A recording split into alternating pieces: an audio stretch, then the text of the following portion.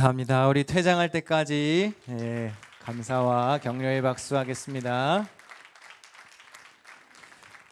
네, 우리 아이들은 바로 옆에 나가시면 패리오의 파이어가 준비되어 있습니다. Youth kids, you can be excused now. 오늘 예배를 시작하며 함께 기도하기를 원하는데요. 우리 한번 두 눈을 감고 마지막 집회에 부어주실 은혜를 기대하며 우리 잠시 한 1분 정도만 예배를 위해서 함께 기도하겠습니다. 크게 기도하지 않으셔도 좋습니다. 하나님, 우리를 여기 보내주셔서 감사합니다. 이제 마지막 집회 가운데 나아갑니다. 승리하는 예배 되게 하시고 또 말씀 통하여서 귀한 은혜 허락하여 주시옵소서. 우리 교회에 꼭 필요한 말씀, 나의 상황에 꼭 필요한 말씀 허락하여 주시옵소서. 우리 잠시 한 1분 정도 우리 조용히 기도하셔도 좋고 묵상으로 기도하셔도 좋고 드려진 예배 위해서 함께 합심으로 기도하겠습니다. 기도합니다. 사랑해 주님 감사합니다. 귀한 아침을 귀한 아침부터 아버지 저녁까지 은혜 받는 이 시간 아버지 나오게 하심을 감사합니다.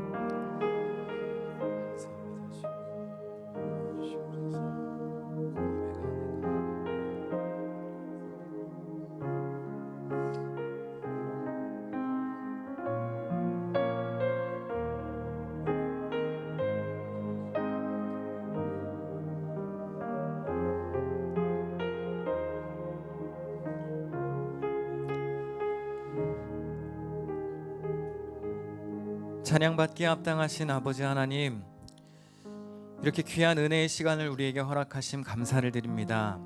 함께 모여서 마음을 같이하여 예배드리고 또 음식을 나누며 서로 귀한 교제 나눌 수 있게 하심을 감사합니다. 주님, 이곳에 우리와 함께 하시고 이 마지막 저녁 집회까지 큰 은혜 부어주시옵소서. 찬양함으로 나아갑니다. 우리의 마음 문을 활짝 열게 하시고 찬양하는 가운데에 이곳에 또 우리의 마음에 하늘나라가 임하게 하여 주시옵소서. 은혜 주실 주님을 기대하며 감사드리며 예수님의 이름으로 기도합니다. 아멘. 우리 한번 다 자리에서 일어나 보실까요? 마지막 저녁 집회입니다. 이제 내일은 없습니다. 여러분들의 모든 찬양을 다 이곳에 쏟아부으고 가시기를 바랍니다. 옆에 계신 분들에게 알려주세요. 은혜 받을 마지막 기회입니다. 물론 앞으로 기회가 더 있겠지만 항상 종말인 것처럼 살아야 되는 거예요. 다시 한번 마지막입니다. 우리가 마음을 같이 하기 위해서 모였습니다. 끝까지 이 믿음의 여정 손잡고 함께 가는 교회 공동체 되기를 바랍니다. 우리 함께 기쁨으로 찬양하겠습니다.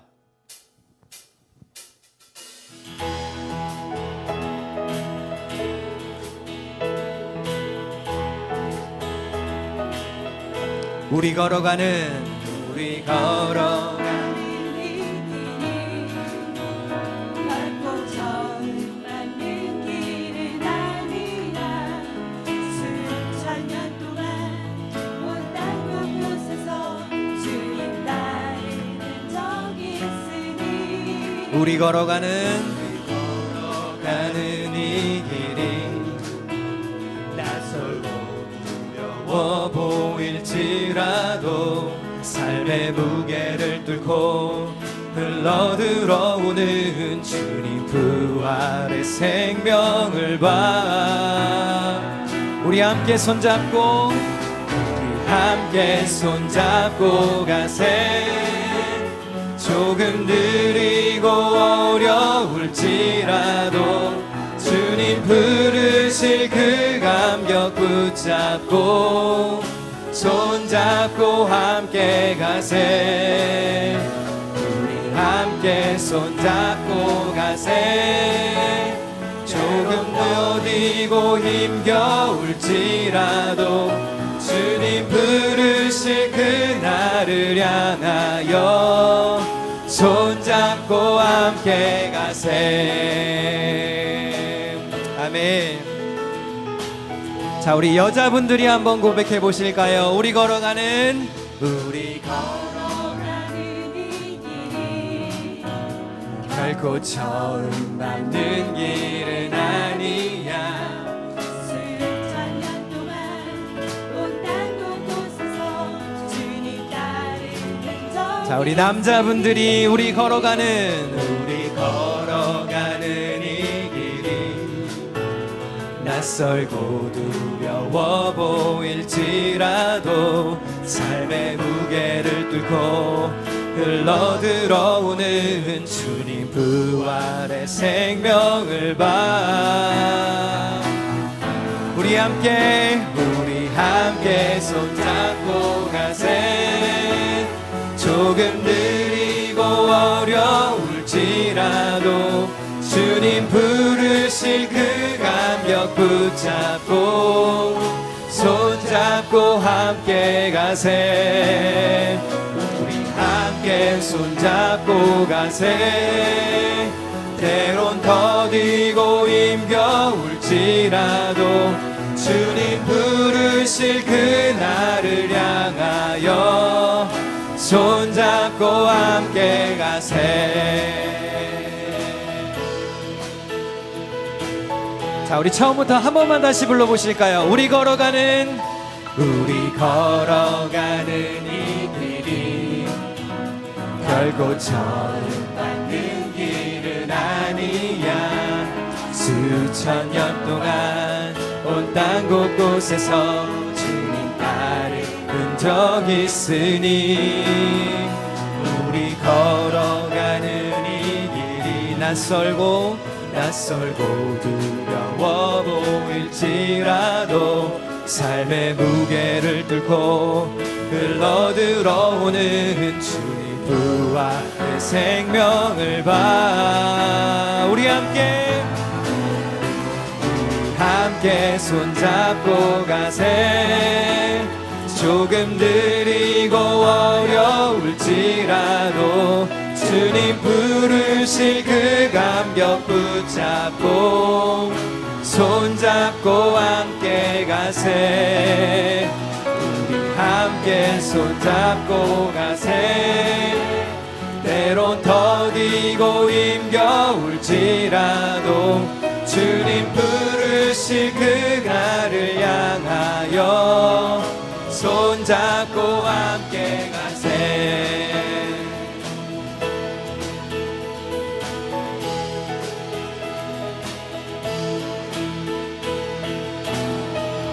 아멘. 찬양받기 합당하신 주님 영광 받으시옵소서. 아멘. 우리 더 힘차게 박수치며 찬양하겠습니다. 오늘 이 밤에 영안의 눈이 닫힌 자들이 보게 될 줄로 믿습니다. 할렐루야.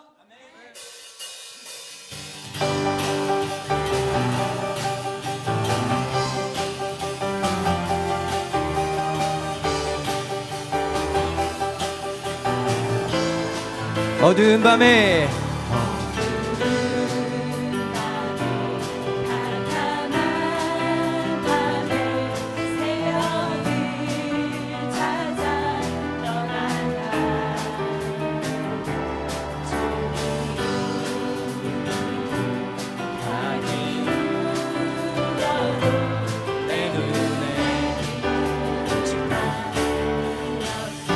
우리가 처음 만난 그때는 차가운 새벽이었소. 주님 마음속에 사랑이 있어 수가 있어서 오 주여 당신께 오 주여 당신께 감사하리라 실로와 내게 주심은 나에게 영원한 사랑 속에서 떠나지 않게 하소서. 자, 우리 처음부터 여자분들이 어두운 자 크게 감카 밤에 새벽을 찾아 떠나가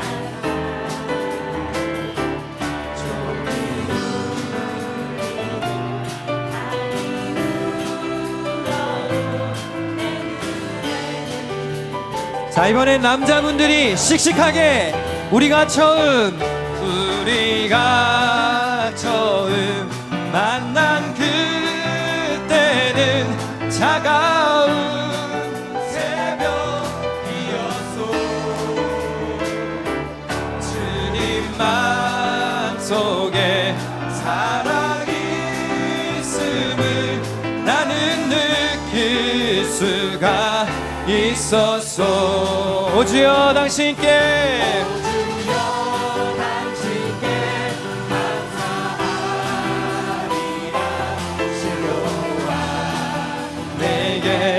주심은 나에게 영원한 사랑 속에서 떠나지 않게. 자 여러분들의 목소리로 오 주여 당신께 오 주여 당신께 감사하리. 자 더 크게 실로와 내게 나에게 영원한 사랑 속에서 떠나자. 자 마지막으로 오 주여 당신께 오 주여 당신께 감사하리라 실로와 내게 주심을 나에게 영원한 사랑 속에서 떠나지 않게 하소서.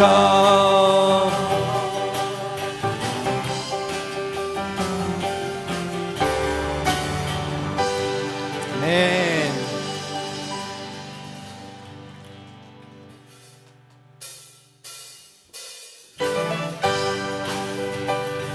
우리 계속해서 박수하며 함께 찬양하겠습니다.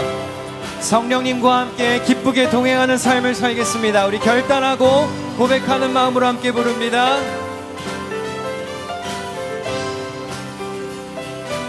내가 매일 기쁘게 순례의 길 행함은 주의 팔이 나를 안보함이요. 내가 주의 큰 복을 받는 참된 비결은 주의 영이 함께하. 다시 한번 내가 매일 기쁘게 순례의 길 행함은 주의 팔이 나를 안보함이요. 내가 주의 큰 복을 받는 참된 비결은 주의 영이 함께하. 성령님이 함께 하십니다. 성령이 계시네. 할렐루야 함께 하시네. 좁은 길을 걸으며 밤낮 기뻐하는 것 주의 영이 함께하. 전에 죄에 빠져서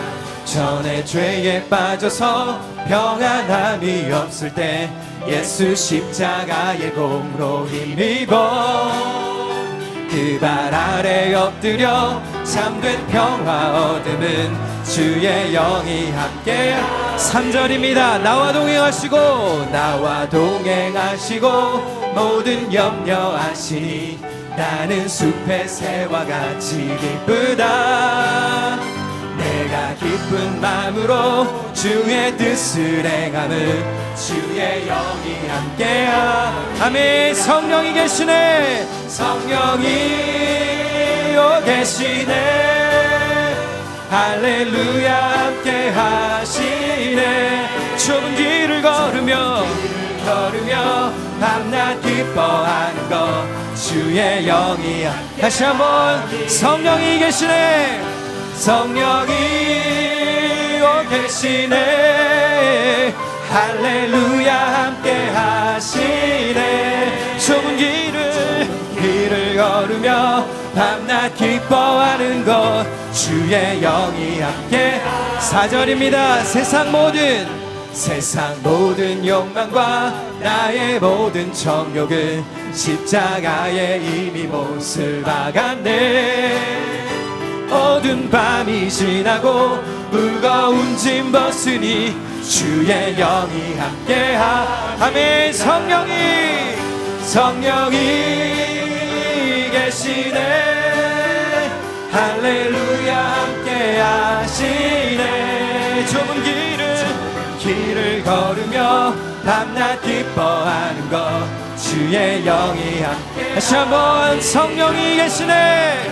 성령이 계시네.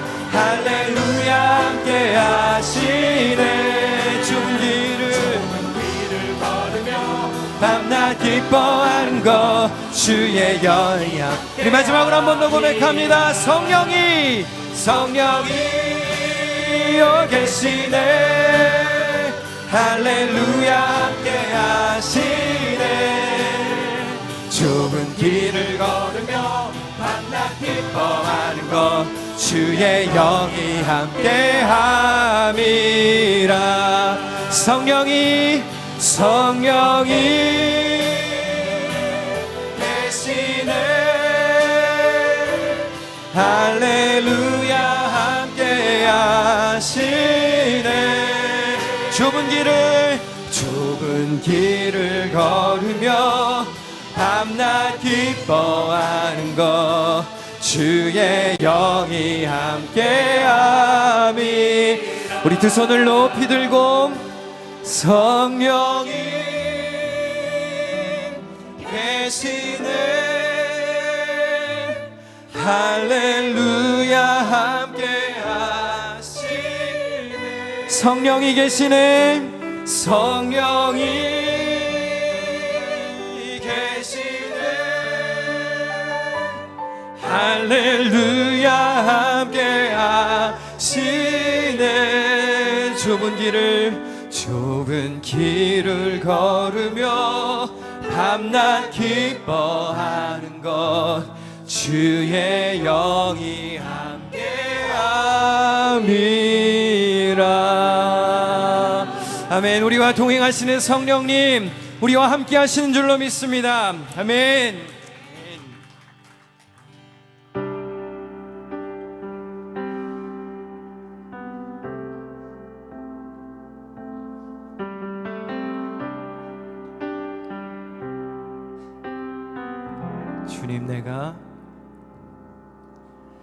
주님 내가 광야 가운데 나아가 설 수 있는 것은 바로 그곳에 내 주 예수님께서 계시기 때문임을. 때론 나의 목이 마르고 눈물 흘러내릴 때도 주의 약속이 나여 두 손을 들고 주의 영광 선포하리. 나의 호흡이 광야에서 멈춘다 하여도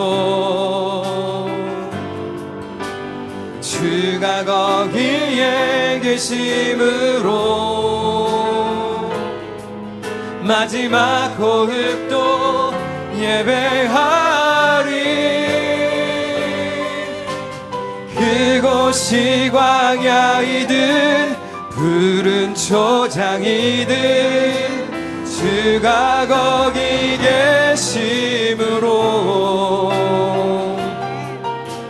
주로 인해 시작된 나의 항해는 믿음으로 예배하는 것. 우리 처음부터 이 시간 다시 찬양합니다. 주님 내가 광야 가운데 나가 설 수 있는 것은 바로 그곳에 내 주 예수님께서 계시기 때문이니. 때론 나의 목이 마르고 눈물 흘러내릴 때도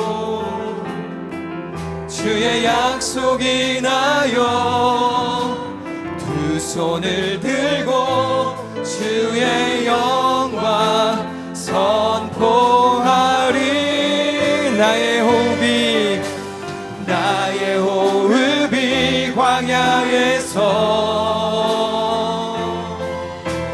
멈춘다 하여도 주가 거기에 계심으로 마지막 호흡도 예배하리. 그곳이 광야이든 푸른 초장이든 주가 거기 계심으로 주로 인해 시작된 나의 항해는 믿음으로 예배하는 것. 나의 호흡이 광야에서 멈춘다 하여도 주가 거기에 계심으로 마지막 호흡도 예배하리. 그곳이 광야이든 푸른 초장이든 주가 거기 계심으로 주로 인해 시작된 나의 항해는 믿음으로 예배하는 그곳이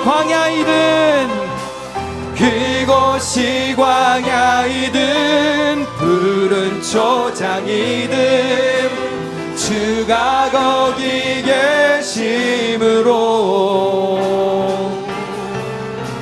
주로 인해 시작된 나의 항해는 믿음으로 예배하는 것. 믿음으로 예배하는 것. 한 번 더 믿음으로 예배하는 것. 우리 시간 다 자리에 앉으셔서 오늘 마지막 집회를 위해 한 번 더 기도하겠습니다. 하나님, 오늘 예배 가운데 은혜를 더하여 주시옵소서. 강사 목사님 붙들어 주시옵시고 끝까지 힘있게 말씀 전하실 때에 우리의 마음을 깨우고 영을 깨우는 귀한 은혜의 말씀 나에게 허락하여 주시옵소서. 하나님, 우리가 마음을 같이하여 이곳에 모였습니다. 성령님 우리 안에 계시고 끝까지 예배하는 삶을 살도록 도와주시옵소서. 오늘 드려지는 예배를 위해서 우리 주여 한번 부르짖고 통성으로 기도합니다. 주여. 아버지 하나님 감사합니다. 아버지 하나님 감사합니다.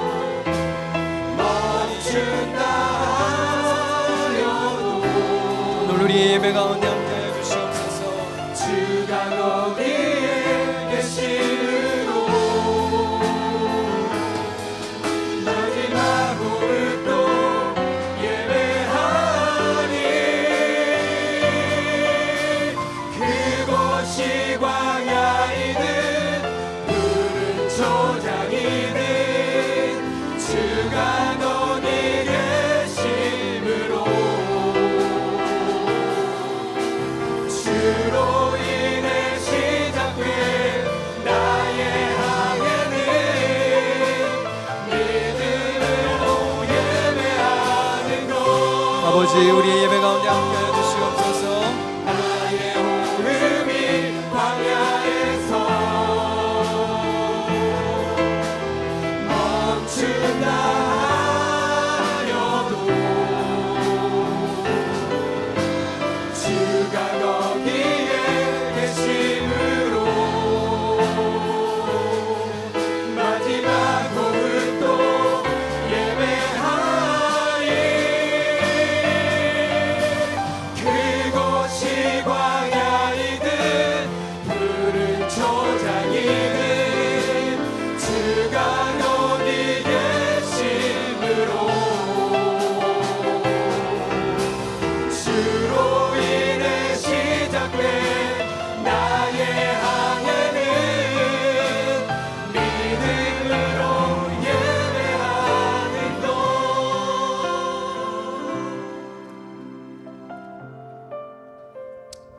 아버지, 은혜와 사랑을 진심으로 감사합니다. 이 하루도 기둥의 삶으로 모이게 하신 우리 아버지 하나님, 웬 은혜며 웬 축복입니까? 특별히 이 시간 다시금 우리의 마음의 문을 엽니다. 예배와 찬양으로 주의 이름을 부르며 나아갑니다. 너희가 나를 부르고 나에게 와서 기도하면 내가 너희 호소를 들어주겠다. 너희가 나를 찾으면 나를 만날 것이다. 너희가 온전한 마음으로 나를 찾기만 하면 내가 너희를 만나주겠다. 나의 주의 말이다.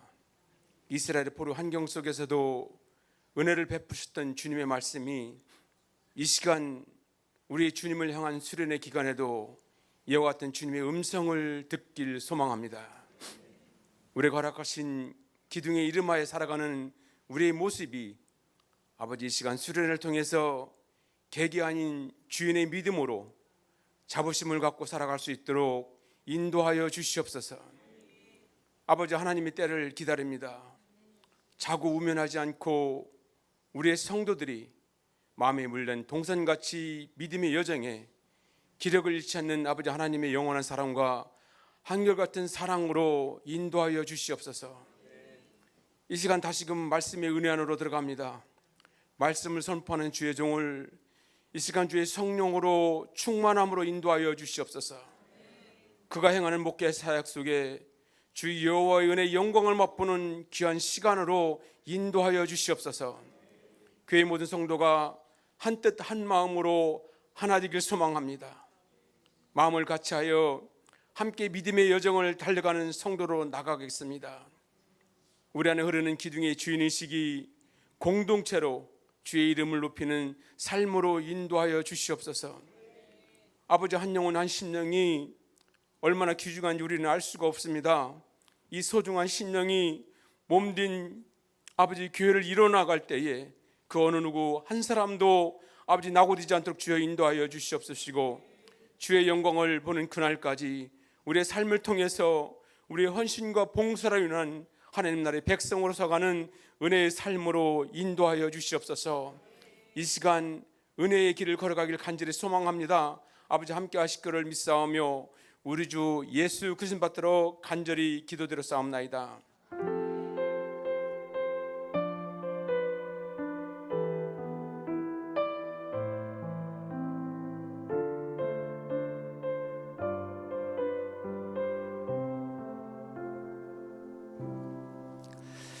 이 시간 힘차게 찬송가 257장 부르시도록 하겠습니다. 257장입니다. 함께 박수하면서 부르겠습니다.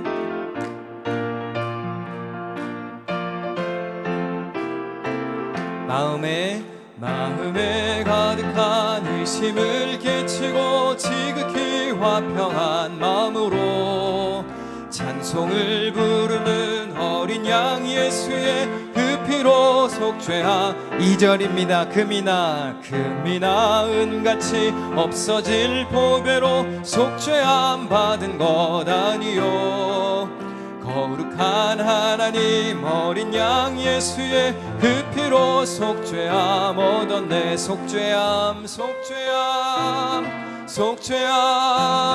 주 예수 내 죄를 속했네. 할렐루야 소리를 합하여 함께 찬송하세. 그 피로 속죄함 얻었네. 나 같은 죄인이 용서함 받아서 옳다함 얻음은 확실히 믿기는 어린 양 예수의 그 피로 속죄. 4절입니다. 거룩한 천국의 은혜의 찬송을 기쁘게 부르는 어린 양 예수의 그 피로 속죄함 주 예수 내 죄를 속했네. 할렐루야 소리를 합하여 함께 찬송하세. 그 피로 우리 후렴 한 번 더 부릅니다. 속죄함 주 예수 내 죄를 속했네. 할렐루야 소리를 합하여 함께 찬송하세. 그 피로 속죄함 얻었네. 권사님 나오셔서 말씀 봉독해 주시겠습니다.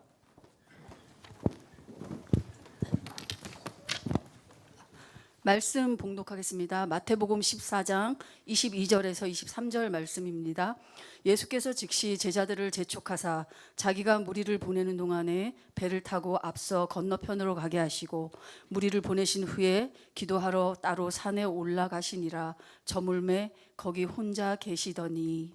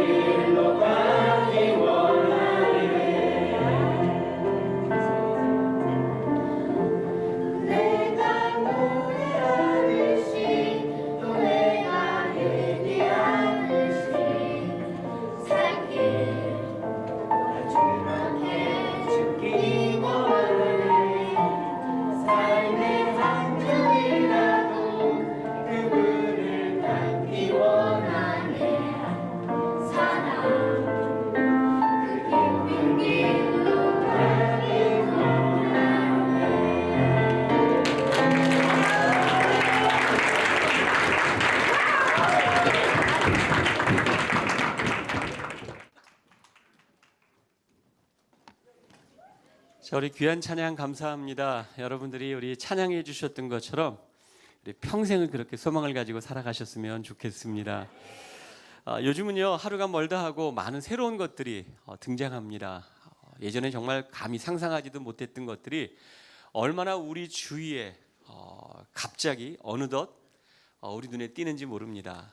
사실 요즘 생각해 보면 저 어릴 때 소년정황이라는 게 있었거든요. 미래에 이런 일들이 있을 것이다. 그 중에 정말 이게 있을까라고 생각했던 게 뭐였냐면 화상통화였습니다. 사실 그 당시에는 유선전화만 있었기 때문에 무선전화, 요즘 말하는 셀폰이 있다는 거 생각도 못했고, 먼 미래에는 얼굴과 얼굴을 맞아보며 전화하는 시대가 올 것이다. 또 요즘과 같이 자율주행하는 운전사가 필요 없이 그냥 차가 자동적으로 움직일 거다. 정말 먼 미래라고 생각했는데 이제는 삶의 우리 현실 속에 다가오는 그러한 최첨단에 살아가고 있습니다. 모르긴 몰라도 여러분들이 생각하는 것보다 우리 사회는요, 훨씬 더 빠른 속도로 발전해 가고 있고요. 아직 등장하진 않았지만 아마 순간순간 준비된 많은 최첨단의 많은 것들이 아마 우리를 놀라게 할 것 같습니다. 그래서 우리는 잠깐 방심하면 뭔가 내가 뒤처지는 것 같습니다. 내가 따라가야 하는데, 뭔가 새로운 물건이 나오면 나도 그거를 구입해서 써야 되는데, 마치 그걸 내가 사용하고 쓰지 않으면 뭔가 다른 사람들보다 뒤처지는 낙오자처럼 느껴지는 그런 시대 속에 저희는 살아갑니다. 물론 이거는요, 각 기업들이 가지고 있는 회사의 전략이기도 하지만 가장 근본적으로는요, 인간의 마음 속에, 본능 속에 무엇인가 새로운 것을 찾아가려고 하는 본능이 있기 때문인 겁니다. 여러분, 그렇다면 새롭다는 것은 과연 무엇입니까? 우리가 새로운 것 좋아하잖아요.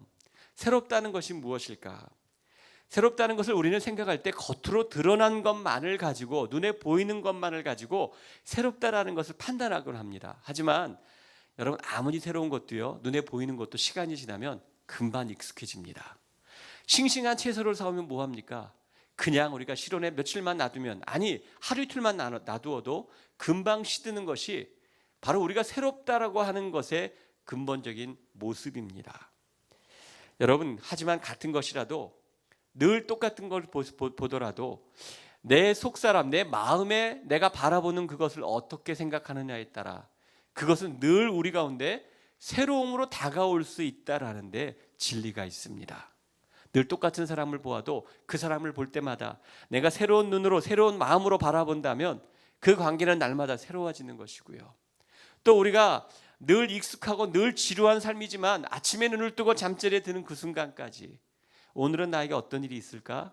기대하는 마음으로, 소망하는 마음으로 하루를 시작한다면 우리 눈에 보이는 모든 것들은 새로운 것으로 다가오게 될 것입니다. 그런 현실이기 때문에 요즘 우리들에게 자주 익숙한 단어 하나가 있는데요. 그게 뭐냐면 업그레이드라는 겁니다. 여러분 많이 들으셨죠? 전화기도 보면 굉장히 전화기는 업데이트라는 사용을 많이 하는데, 많은 물건들, 여러 가지 소프트웨어, 하드웨어, 업그레이드라는 그런 단어를 사용해요. 업그레이드라는 단어의 사전적인 의미는요, 동일한 제품으로서 오래된 버전을 대처하기 위해 설계된 새로운 버전의 소프트웨어나 하드웨어 제품 또는 그러한 제품으로 바꾸어주는 작업을 우리는 업그레이드라고 이야기를 합니다. 이런 시대적인 흐름의 영향을 받아서인지 이제는 많은 이들이요, 물건이나 기업의 어떤 그러한 제품이 아니라 자신의 삶을 한번 업그레이드 시켜보려고 하는 그런 욕망들이 많은 사람들이 있습니다. 뭔가 이제 내 삶이 예전과 다른 삶을 좀 살아봐야겠다. 내가 여행을 가도 이제는 가까운 곳보다 좀 먼 데를 가봐야 되겠다. 내가 차를 사도 이제는 지금보다 좀 나은 차를 사야 되겠다. 눈에 보이는 거죠. 하지만 어떤 사람은 내가 삶을 살아도 정말 지금 똑같은 삶을 살아왔지만 이제는 누군가를 위해 봉사하고 희생하고 섬기면서 살아야겠다. 우리 마음속에는 이런 업그레이드하고 싶은 삶의 모습이 우리 가운데 어느덧 찾아와 있습니다. 그런데 여러분, 단지 외형만 바꾼다고 업그레이드 되는 것은 아닙니다. 전화기나 컴퓨터를 업그레이드 한다고 제가 컴퓨터를 다루는 실력이 늘어나든가요? 그렇지 않습니다. 저는요, 제가 대학 다닐 때 처음 나왔던 게 뭐냐면 전동타작입니다. 전동타작이 혹시 아시는 분 계십니까?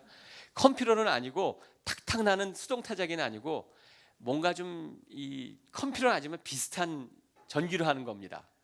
그런데 제가 처음 배울 때 뭘로 배웠냐면 독수리 타법으로 배웠습니다. 처음 그렇게 배우다 보니까 지금도 제가 타자를 치면 자판을 독수리 타법으로 세 손가락만 가지고 칩니다. 근데 제 사무실에는 문 앞에 이렇게 조그만 유리로 되어 있어서요, 밖에서 제 사무실을 볼 수 있게 만들었어요, 교회 사무실을. 그럼 권사님들이 가다가 제가 타협을 막 치시는 걸 보면 똑똑 두드리고 들어서 목사님은 아직도 그렇게 치십니까? 라고 물어보는 분이 계십니다. 업그레이드를 좀 한번 해보고 싶은데 너무나 익숙해져서 잘 그게 되지가 않습니다. 여러분, 우리가 겉사람을 바꾼다는 건 분명히 한계가 있고요, 정말 중요한 것은 속사람인 우리의 삶이 바뀌어질 때, 무엇보다 신앙생활은 우리의 삶 속에 믿음이 업그레이드 될 때에 우리의 삶은 분명히 달라질 수 있습니다. 우리는 믿음의 업그레이드를요, 세상의 업그레이드와 혼돈해서는 안 됩니다. 세상에서는 겉사람에 초점을 맞추고 있지만 우리 믿음 안에서는 속사람에 초점을 맞추고 있기 때문인 거예요. 믿음이 자라나고 그러니 속사람이 변화되면 당연히 우리의 삶도 변화되게 됩니다. 마음의 생각들, 내가 가지고 있는 가치관들, 내가 마음에 품고 있는 것들이 바뀌면요, 언어가 바뀌고요, 생각이 바뀌고 사람들과의 만남의 반응들이 달라집니다. 여러분 아마 들어보셨는지 모르겠지만 직업별로 믿음을 업그레이드하는 방법 알고 계십니까? 혹시 들어보셨습니까? 채소가게 주인은 믿음을 어떻게 올리는지 아십니까? 채소가게 주인은 쑥쑥 올린답니다. 한의사는 믿음을 어떻게 올릴까요? 한 방에 올린답니다. 성형외과 의사는 믿음을 몰라보게 올리고요, 백화점 사정은 믿음을 아주 파격적으로 올린답니다. 목욕탕주는 어떨까요? 때를 기다린답니다. 자, 그러면 우리는 우리의 믿음을 어떻게 업그레이드 할 수 있을까? 그 기준을 어디에다 두어야 하는 것일까? 여러분, 사랑의 문제가 있으면요, 반드시 사랑으로 그 문제를 풀어야 합니다. 마찬가지로 믿음의 문제가 있고 믿음을 해결하기 위해선 믿음을 통해서 그 문제를 해결해야 하는 것입니다. 내 믿음의 업그레이드는 어떠한 상황 속에서도 내가 주님을 얼마나 신뢰하는가, 내가 주님을 얼마나 의지하는가, 주님이 내 삶 속에 나를 얼마나 이끌어 가시는가에 대한 인정하고 있는가에 대한 문제가 믿음의 업그레이드의 가장 중요한 관건이 되죠. 이 말은요, 위험과 위기 속에서 우리가 억지로 끌려가는 수동적인 그런 삶을 말하는 것이 아니라 주님이 나를 언제든 도우시고 인도하실 것이라고 하는 믿음의 확신 속에서, 상황이 아니라 그 상황 너머에서 모든 것을 주관하시는 하나님을 신뢰하며 바라보며 살아가는 것, 그것이 바로 우리의 삶의 중요한 믿음의 관건이 되는 거죠. 그러고 보니 오늘 본문에 나오는 베드로의 믿음은요, 정말 귀합니다. 아마 이 스토리는 여러분들 많이 복음서에서 접하셨을 겁니다. 자신이 처해 있는 어려운 상황 속에 믿음으로 주님을 바라보는 도전적인 믿음의 모습을 보여주었던 사람이 바로 오늘 마태복음 14장에 나오는 베드로의 모습이에요. 현실에 안주하며 그냥 문제 앞에 벌벌 떨고 문제 앞에 안주하는 삶이 아니라 문제를 정면으로 돌파하는, 정말 믿음이 한층 더 도약하는 업그레이드된 모습을 보여주었던 사람이 바로 베드로였던 거죠. 그리고 베드로는 오늘 본문 특별히 마태복음 14장 33절에 있는 말씀처럼 마지막 그가 이 일들을 겪고 난 후에 결론이 뭐냐면 진실로 하나님이신 하나님의 아들이신 예수님을 확신하게 되었고요, 그로 인해 그의 믿음은 예전보다 한층 더 도약하여 업그레이드된 믿음을 보여줄 수 있었던 겁니다. 오늘날 세상은요, 점점 더 커져만 갑니다. 그래서 굉장히 거창해지고 마치 골리앗처럼 세상은 우리를 주눅들게 만듭니다. 이제는 스토어들도요, 작은 스토어들은 살아남기 힘든 시대입니다. 큰 스토어들이 세상 사람들의 주목을 끌고 관심을 끕니다. 제가 말씀을 드렸던 것처럼 저희 교회 분들은 가스세션을 많이 하거든요. 근데 요즘 가스세션들이 힘듭니다. 왜냐하면 뭐 엑슨, 또 뭐가 있죠, 뭐 스노코, 뭐 이런 그냥 알고 있는 가스세션이 아니라 저희 지역에는 뭐 쉬츠라고 하는 것, 뭐 아주 대형 매치 가스세션이 들어옵니다. 소위 말해 원스톱입니다. 한번 들어가면요, 모든 걸 식사까지 다 해결할 수 있고요, 타회에 바람이 빠지면 공짜로 바람도 넣어줍니다. 그러니 그렇다고 가스값이 비싼 것도 아니니 기존에 있는 많은 사람들이 어려움을 겪습니다. 뷰티 서플라이 하시는 분들도 보면 예전에는 각 지역마다 뷰티 서플 하셔서 그 지역에 있는 사람들을 단골로 이 손님들을 맞았는데 이제는요 굉장히 큰 마치 코스코처럼 큰 규모의 이 뷰티 서플라이를 열어서 그 안에 미장원도 있고요, 뭐 스킨케어 하는 것도 있고요. 이런 시스템들이 저희 지역 안에는 들어와 있습니다. 그렇다면 다른 지역에도 분명히 들어갈 수 있겠죠. 그게 오늘날 세상이 우리에게 다가오는 모습입니다. 작은 것보단 크고 거대한 것들, 눈에 작게 보이는 것보다 거창하게 보이는 것으로 우리를 유혹하면서 우리로 하여금 그 앞에서 점점 더 작아지게 만들고 있습니다. 그래서 말로는 회복을 이야기하고요, 말로는 부흥을 이야기하면서도 정작 삶 속에서는 나는 아무것도 할 수 없다라는 쪼그라진 믿음을 가지고 늘 다람쥐 쳇바퀴 돌듯 똑같은 삶을 살아가고 있는 거죠.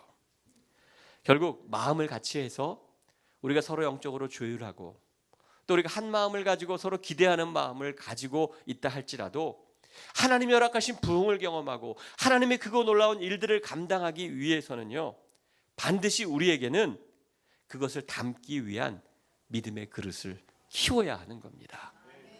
여러분, 우리가 믿음의 그릇을 키우지 않는데 하나님이 은혜를 주시면 어떻게 그것을 담을 수 있겠습니까? 생각을 조율하고 아무리 기대를 많이 해도 담을 수 있는 그릇이 작다면 한계가 분명히 있게 되는 거죠. 다시 말해서 우리는 지금의 믿음의 삶에서 한 단계 도약하는 삶이 있어야 합니다. 예전의 모습에서 더 큰 믿음의 그릇을 준비해야 되는 거죠. 자, 그러면 어떻게 믿음의 도약이 이루어질 수 있을까? 저 오늘 이 밤의 마지막 우리 집회 시간인데 좀 몇 가지로 진지하게 어떻게 내 믿음을 내가 업그레이드해서 도약할 수 있을까를 한번 우리가 그 답을 찾아보는 시간이 되었으면 좋겠습니다. 가장 먼저는요, 도전적인 삶의 태도를 가져야 한다는 겁니다. 오늘 본문 이전의 내용을 보면 아주 유명한 사건이 하나 나옵니다. 마태마가 누가 요한복음 4복음서에 공통적으로 나온 유일한 예수님의 기적 사건, 이적 사건 뭐죠? 오병이어 사건입니다.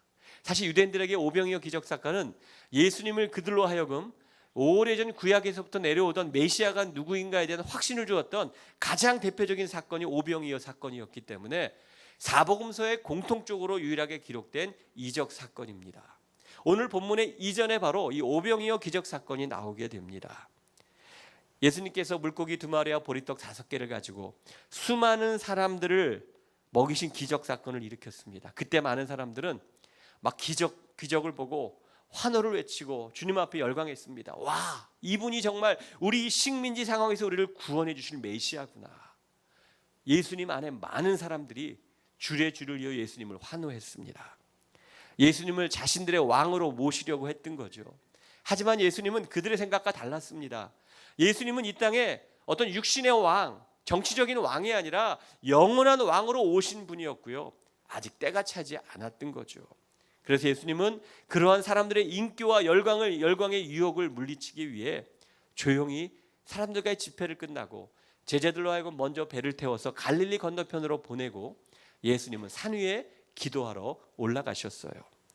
그런데 먼저 배를 타고 가던 제자들에게 갑자기 갈릴리 바다에 큰 풍랑이 일어나고 말았던 겁니다. 그때가 성경에 보면 밤 사경이라고 했는데요, 밤 사경은 오늘날의 시간으로 표현하면 새벽 3시에서 한 6시, 소위 말해 가장 깊은 시간입니다. 그때 배를 타고 가던 소위 어부 출신들의 제자들이었음에도 불구하고 큰 풍랑이 일어서 굉장히 힘든 그 여정을 가게 되었던 거예요. 그때 바로 예수님이 바다 위를 걸으시며 제자들에게 다가오셨던 거예요.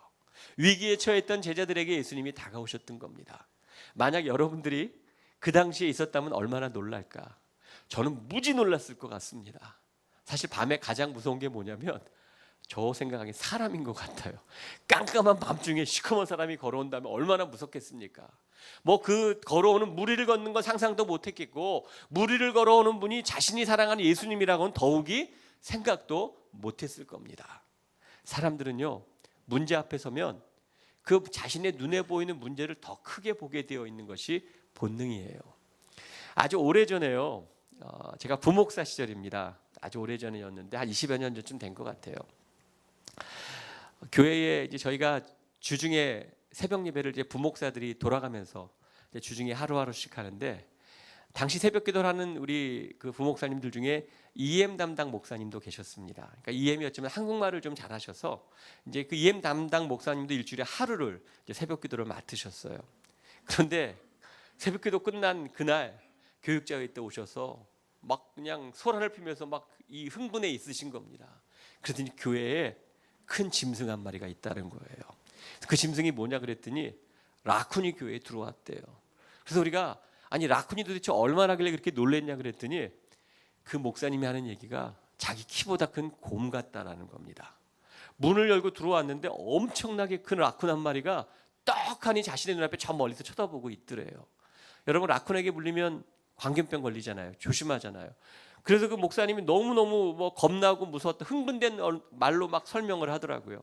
그래서 그 다음 날부터 그 라쿤을 잡기까지 모든 교육자들은 아침에 문을 열고 들어가 새벽 예배를 드릴 때는 사주 경계를 하고 정말 긴장된 상황 속에 예배를 드렸어요.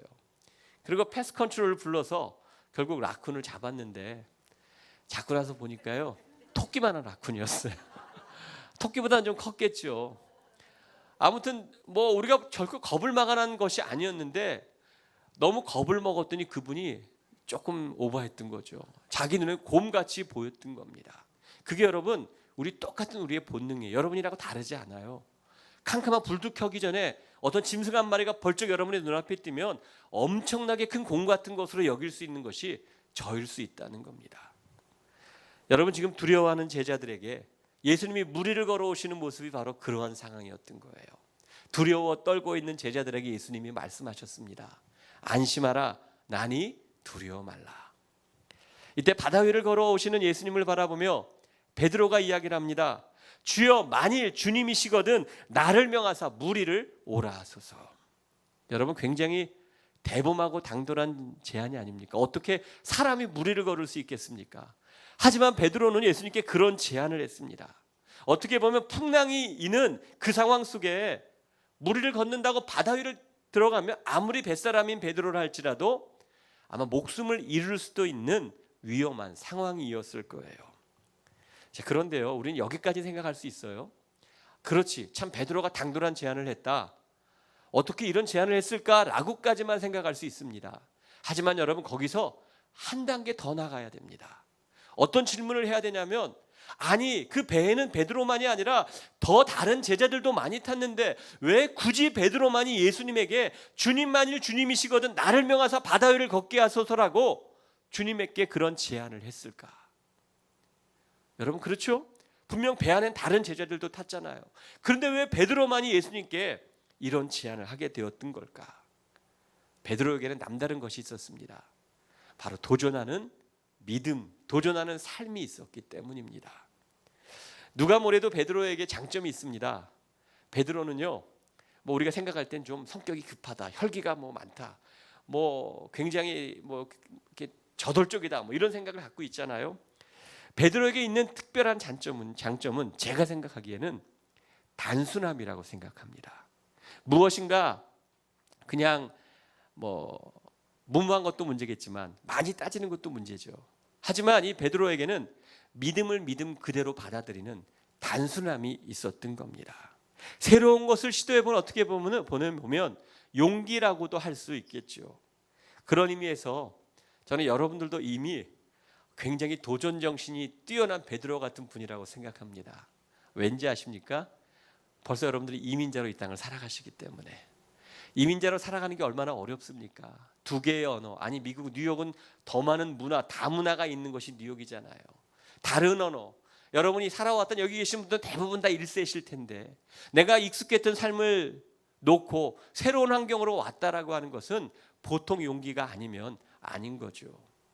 최근에 저희 교회에 이민 오신 분이, 한국에서 이제 이주공사 통해서 이민 오시는 분들이 계세요. 오래전에 한 10여 년 전에 제가 그냥 듣기는 뭐 7, 8년 전, 10년 전에 이주공사 통해서 이민 오시는 분들이 있었는데 그런 루트가 있잖아요. 그래서 뭐 닭공장으로 가시고 칠면조 공장도 가시고 최근에는 청소업체로 많이 오세요. 그런데 이제 그 중에 오래전에 그 이민 문호가 갑자기 닫혀버렸대요. 그러니까 이 대사관에서 비자를 주지 않고 뭔가 이 이주공사에서 그 프로세스하는 게 문제가 있다고 생각돼서 멈춰버렸다는 거죠. 그래서 오래전에 그걸 신청을 해놓고 돈을 다 지불하고 아이들이 뭐 한 중학교 1, 2학년쯤 됐을 때 우리 자녀들은 조금 더 좋은 교육 환경에서 교육시켜야 되겠다라고 생각해서 신청했는데 묶였던 것이 그냥 한순간에 풀렸어요. 오랜 시간이 지나고 아이들은 벌써 대학을 들어가고 졸업한 아이들도 있어요. 그래도 신청을 했기 때문에 오신 가정들이 저희 재작년부터 한 2가정씩 이렇게 2-3가정씩 매년 들어오고 있어요. 근데 나이가요 이민 오기엔 너무 늦은 나이세요.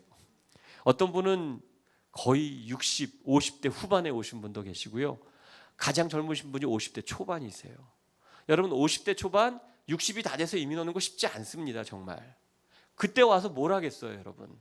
안 그렇겠습니까? 뭔가 시작을 해도 다른 사람보다 훨씬 더 많은 노력이 필요한 시기인 거죠. 그런데요, 그분들과 대화를 나누고 이야기를 나누다 보면 그분들에겐 엄청난 도전 정신이 있어요. 이렇게 일을 하면서 남자 집사님의 부인 되는 여자 집사님의 꿈은요 간호사가 되는 거예요. 저한테 그러더라고요. 목사님, 제가 지금 여기서 뭘 하겠어요? 미국 생활하려면 뭔가 라이센스를 따는 게 좋은데 제가 볼 때 간호사가 되는 게 좋을 것 같습니다. 그러면서 한국에서부터 기다리는 동안 공부를 해왔대요. 그러면서 커뮤니티 컬리지에 등록을 해서 공부를 하기 시작을 하더라고요.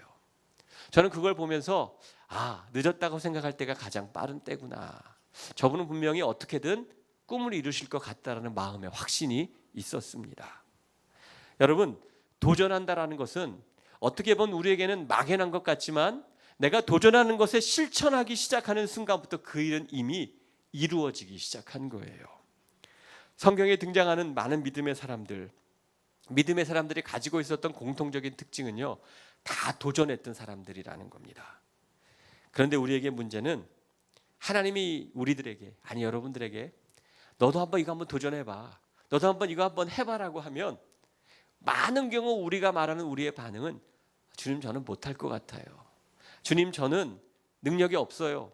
은사가 없어요. 건강이 따라주지 못해요. 나이가 너무 많아요. 아니, 저는 시간이 없어요. 너무나 많은 사정과 이유가 있습니다. 거친 파도가 오면 그 파도를 타면 즐기면 되는데 그 파도를 겁내다 보니 아예 그 파도를 타려거나 파도 앞에 가려고 하지를 않는 거지요. 하지만 여러분, 분명한 것은요, 위기는 또 다른 기회가 될 수 있습니다. 1997년도 11월에 어떤 일이 있었는지 아십니까? IMF가 있어. 제가 지금도 기억합니다. 왜냐면 제가 공부하던 때였거든, 미국에서. 11월에 IMF가 터져가지고 공부하는데 한국에서 모든 송금들이 다 막혔고요. 한국에서 가지고 왔던 크레딧 카드도 어느 날 갑자기 쓸 수 있는 한도가 완전히 줄어들어 버렸어요. 상황이 완전히 바뀌어 버렸어요. 그런데 한국계에서 보면 너무나 어려웠던 한국 사람들이 그래도 기적적으로 그것을 극복했잖아요. 근데 어려움의 시기는 분명히 있었거든요. 그런데 저 아는 친척 중에 한 명은 IMF 때 정말 비즈니스가 호황이라 성공했던 분이 계셨어요. 그분의 직업이 뭐였냐면 이 비즈니스를 열면 만드는 선반 앵글하는 것이었어요. 그러니까 그때 많은 레이오프 당한 사람들이 많으셔가지고 그 직업을 잃으시고 스몰 비즈니스 시작하시는 분들이 필요한 게 뭐였냐면 이 가게에다가 이 앵글들, 선반을 만드는 일이었는데 그분은 남들은 다 어려운 그 시기에 선반을 만드는 그 일들을 통해서 어려웠던 비즈니스가 살아났던 분이 계셨던 겁니다. 모든 위기 속에는 어려운 사람이 있는가 하면 어려움을 떼도는 지혜를 가지고 이겨서 극복하는 사람도 있는 것이 삶의 현실이죠. 하나님은 우리에게 원하시는 것이 믿음을 가지고 도전적으로 싸우기를 원하시는 겁니다. 이미 하나님이 우리 편에 계시는데 여러분, 무엇이 두렵겠습니까? 오래전 수년 동안 시카고에 있는 유명한 교회 윌로우 크릭 커뮤니티 처치에서 교육 설교 목사로 있었던 존 오토버그 목사님께 쓴 책 중에 하나가 무리를 걸으려면 단순하게 믿으라라고 하는 이 베스트셀러가 하나 있었습니다. 그 책에서 이 존 오토버그 목사님 뭐라고 말씀하셨냐면, 당신이 무리를 걷고 싶다면 어떻게 합니까? 당신이 타고 있는 배에서 뛰어내려야 한다는 겁니다. 너무 간단하지 않습니까? 내가 무리를 걷고 싶다면 그냥 그 무리를 내가 타고 있는 배에서 그냥 뛰어내리면 되는 것임에도 불구하고 우리는 그런 용기가 없어서 무리를 걷지 못한다는 거예요. 잠시 동안이었지만 베드로는 어떻게 됐을까? 무리를 걸었을 겁니다. 베드로가 빠졌잖아요. 빠졌는데 빠지고 배로 올 때 예수님이 꺼내주셨는데 예수님과 함께 배영하고 자유영하면서 왔을까요? 그렇지는 않을 것 같습니다. 아마 베드로도 예수님의 손을 잡고 빠진 물 그 자리에서 배가 있는 곳까지 걸어서 왔을 것입니다. 그게 바로 도전하는 신앙을 가진 사람이 누릴 수 있는 특권이 된다는 거죠. 인간 세계사에 무리를 걸었던 사람, 예수님은 100% 하나님이셨고 100% 인간이셨지만 예수님을 제외한 유일한 사람은 아마도 이 베드로였지가 않았을까 생각이 듭니다. 베드로가 무리를 걸을 수 있었던 이유는 간단해요. 단순한 믿음 때문이었다는 겁니다. 믿음으로 안전지대였던 배에서 나왔기 때문에 오히려 무리를 걷는 놀라운 하늘의 은혜를 경험할 수 있었던 거죠. 여러분, 오늘 여러분의 삶 속에 저는 여러분 잘 모릅니다. 어떤 상황인지. 근데 분명히 여러분들은 어떤 선택에 있는 분들도 많으실 겁니다. 그것이 비즈니스 차원일 수도 있고 여러분의 신앙적인 문제일 수도 있고 교회 공동체일 수도 있을 겁니다. 그때 하나님이 자꾸 여러분들에게 마음에 부담을 주시는 것이 있다면, 생각나게 하는 것이 있다면 제 경험상 그것은 하나님이 여러분에게 정말 원하시는 일들입니다. 그때 바로 여러분이 타고 있는 안전지대라고 생각하는 그 배에서 뛰어내리는 겁니다. 왜냐하면 이미 주님은 우리의 손을 붙들고 계시기 때문에, 그곳에 하나님의 은혜가 준비되어 있기 때문인 거죠. 여러분, 신앙생활 잘해보고 싶으십니까? 어차피 하는 믿음 생활이라면 좀 멋지게 해야 되잖아요. 그냥 매일 주일 나와서 성전의 문턱만 밟고 가면 안 되잖아요. 주일 와서 예배를 드리면 주님을 만나고 가야 되잖아요. 내가 봉사를 하면 섬김의 기쁨이 있어야 되잖아요. 내가 무엇인가 할 때마다 그 가운데 기쁨이 있고 의미가 있고 보람이 있어야 되잖아요. 그렇게 하려면 어떻게 해야 할까? 여러분, 그 모든 것들은요, 너무나 사정이 많고 이유가 많지만 중요한 것은 그렇게 나를 부르신 하나님의 부르심 앞에 단순하게 생각하는 겁니다. 그냥 하나님이 부르시면 주님, 내가 여기 있습니다. 그냥 따라가기만 하면 되는 겁니다. 그때 바로 하나님이 여러분의 모든 길들을 열어 주실 것입니다. 그렇게 하나님의 은혜 가운데 하나님이 예비하신 은혜를 누릴 수 있는 여러분들이 되시기를 바랍니다. 자, 믿음을 도약하기 위해서 두 번째 우리는 어떻게 해야 할까? 도전하는 것이 첫 번째죠. 도전을 하되 하나님의 뜻을 구하면서 행해야 됩니다. 오늘 우리가 함께 읽었던 본문의 28절을 보면은요, 베드로가 대답하여 이르되 주여 만일 주님이시거든 나를 명하사 무리로 오라 하소서 하니.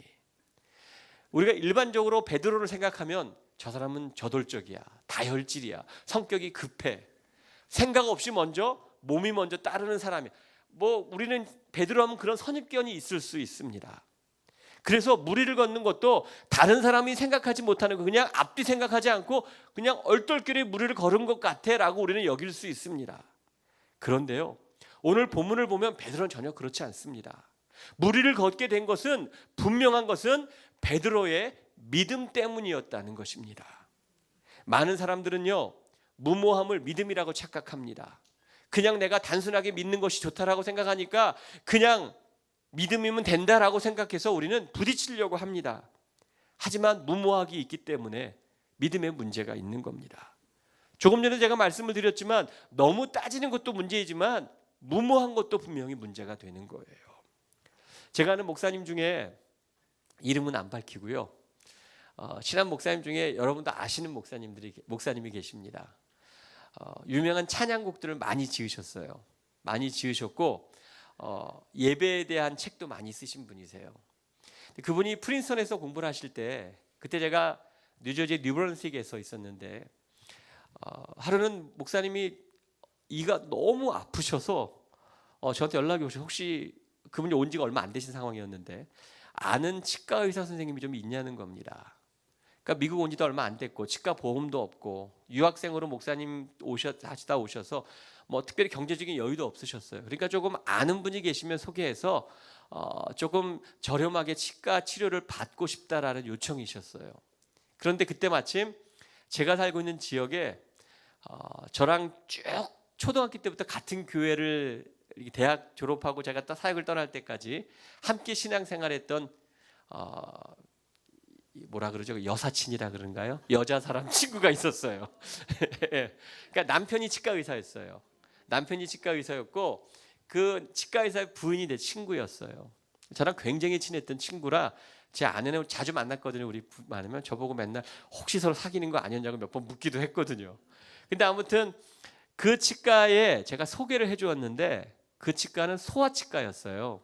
그래서 아이들만 받았고요. 처음 오픈하기 전에 그냥 테이블을 몇 개 놓고 조그만 곳에 일단은 오픈하는 아직 오픈하기 직전의 치과였던 거죠. 근데 이제 제가 그래도 목사님 한번 잘 섬겨드리고 목사님께 기도받고 시작하면 하나님 복 주실 거예요. 제가 그냥 친구니까 그런 식으로 얘기를 했어요. 그래서 목사님 한번 봐드리면 좋겠다고. 근데 그 목사님을 치과를 봐드렸는데 끝나고 나서 저에게 연락이 왔어요. 자기 너무너무 놀랬다는 거예요. 어떻게 그 일을 가지고 그 이 상태를 가지고 지금까지 견뎠는지를 몰랐다는 거예요. 그래서 제가 나중에 그 목사님께 물어봤어요. 목사님 이 상태가 굉장히 안 좋으신데 어떻게 된 거예요? 라고 물어봤더니 그 목사님이 고등학교 때 예수님을 만나서 영접하셨어요. 그리고 그 목사님은 한 교회에서 고등부를 마치고 대학부 생활을 하고 신학교를 가고 그 교회에서 전도사를 하고 부목사를 하다가 미국으로 유학 오신 분이세요. 그런데 그분 얘기는 예수를 믿고 난 이후에 한 번도 의료 행위를 안 하셨대요. 제가 너무너무 놀랐어요. 왜냐하면 그분이 꽤 학벌이 좋으시거든요. 소위 말해 엘리트세요. 최고의 학벌을 갖고 있으신 분이고 공부도 많이 하시고 많은 여러 그 본인이 사역했던 장소도 시골도 아니셨어요. 완전히 우리 서울의 가장 노른자 위의 땅이라고 하는 그 땅이었었어요. 근데 목사님이 한 번도 의료 행위를 안 하셨대요. 이뿐만이 아니라 병원도 안 가셨대요. 그래서 제가 너무너무 놀라면서 말씀은 안 드렸지만 제 마음속으로 목사님 그건 아닌 것 같은데요. 제가 그 생각이 들었어요. 뭐 지금은 좀 달라지셨는지 모르겠어요. 여러분 하나님은요 우리의 병을 고쳐주시는 분은 하나님이세요. 그런데 하나님은 때로는 하나님께서 초자연적인 방법으로 고쳐주시기도 하지만 하나님은 의사의 손길을 통해서 하나님은 여러 가지 약을 통해서 우리가 살아가는 일상의 삶을 통해서 하나님은 치유해 주시는 분이 우리 하나님이세요. 그래서 우리는 그런 부분들을 우리가 치유받는 과정 속에 그냥 그걸 밀어넣으면 안 된다라는 거죠. 기도하고 하나님의 손길을 구하고 은혜를 구하면서 하나님의 도움을 구해야 하게 될 때에 그 가운데 치유가 나타나는 거죠. 병이 걸렸는데 의료행위 안 하는 것 저는 개인적으로 제 신앙적으로 옳지 않은 것 같습니다. 어쩌면 이거는 시험 공부 하나도 안 하고 시험 잘 보게 해달라고 하는 어떤 그러한 특별한 초자연적인 기적만을 구하는 그런 일이 아닌지도 모르겠습니다. 그렇기 때문에 여러분 도전하기 전에 우리가 해야 되는 일이 있습니다. 뭔지 아십니까? 기도하는 겁니다. 내가 어떤 마음에 자꾸 불편함이 있고 하나님이 자꾸 나에게 주시는 마음이 있다면 내가 도전해야 될 것이 있다면 한번 그냥 만든가 보다라고 하는 게 아니라 기도하는 겁니다. 하나님의 뜻을 구하는 겁니다. 하나님의 뜻이 무엇인가를 기도하는 가운데 찾는 겁니다. 그리고 마음에 확신이 있을 때 뛰어내리는 거죠. 기도는요 하나님께 나아가는 도구입니다. 그 김영복 목사님이 쓴 책 중에 사김의 기도라는 책이 있습니다. 혹시 들어보셨습니까? 그 사김의 기도는요 여러 우리가 드리는 기도의 모습들을 다 설명을 하고 그분이 가지고 있는 기본적인 생각은 마치 젖먹이 아이가 엄마의 품에 안겨서 엄마를 바라보고 있는 것, 그것이 바로 주님과 우리와의 가장 보편적이고 일반적인 기도의 모습이라는 거예요. 어려운 말 하지 않아도 어떤 유창하게 하지 않아도 아이가 엄마를 바라보고 엄마는 아이를 바라보는 사랑의 관계 속에 교제가 이루어지는 것, 그게 바로 기도라는 겁니다. 여러분 그러한 기도 생활 속에 하나님이 여러분에게 맡기시고 부르신 부르심에 반응할 수 있는 여러분들이 되시기를 바랍니다. 기도하면 됩니다. 기도하지 않으면 하나님의 뜻을 모르게 되고 하나님의 뜻을 모르게 되니 결국 어떻게 됩니까? 문제가 생기는 겁니다. 하나님의 뜻을 구하지 않고 무모하게 행할 때에 나타나는 결과가 슬럼프입니다. 왜냐하면 하나님의 뜻대로 되지 않으니 하나님이 그것은 아니다라고 생각해서 내 계획대로 이루어지지 않으니 우리에게 찾아오는 것은 절망과 슬럼프라는 거죠. 그런데 우리는 기도해야 되고요. 기도를 하더라도 나 중심적인 기도가 아니라 그 기도에 대한 응답을 얻을 수 있는 하나님의 마음을 구할 수 있는 기도가 돼야 되는 거예요. 어느 교회 청년부 회원들이 기도 모임을 가지게 되었대요. 청년부를 지도하시는 전도사님이 그 청년들에게 이런 이야기를 했답니다. 우리가 그동안 많은 기도를 했는데 너무 이기적인 기도를 많이 한 것 같아. 이제는 우리가 좀 기도의 지경을 넓혔으면 좋겠습니다. 그러면 청년 회원들에게 나를 위해서 기도하지 말고 이제는 부모님을 위해서 기도하고 교회를 위해 기도하고 나라를 위해 함께 기도해 봅시다.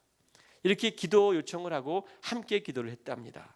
그래서 차례대로 청년들이 그 기도 제목들을 가지고 기도를 하는데 어떤 자매가 기도 차례가 되었는데 그 자매가 이런 기도를 했답니다. 하나님 용서해 주세요. 그동안 저는 저만을 위한 기도를 해왔습니다. 오늘 이 시간은 특별히 제가 아닌 저의 부모님을 위해 기도하겠습니다. 저의 부모님은 무엇보다도 인품이 훌륭하고 능력이 있는 사위를 보기를 원하십니다.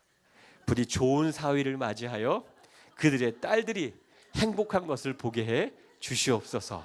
이렇게 기도했다는 거예요. 여러분 웃으시죠? 어쩌면 제 기도가 여러분들의 기도가 그럴 수 있습니다.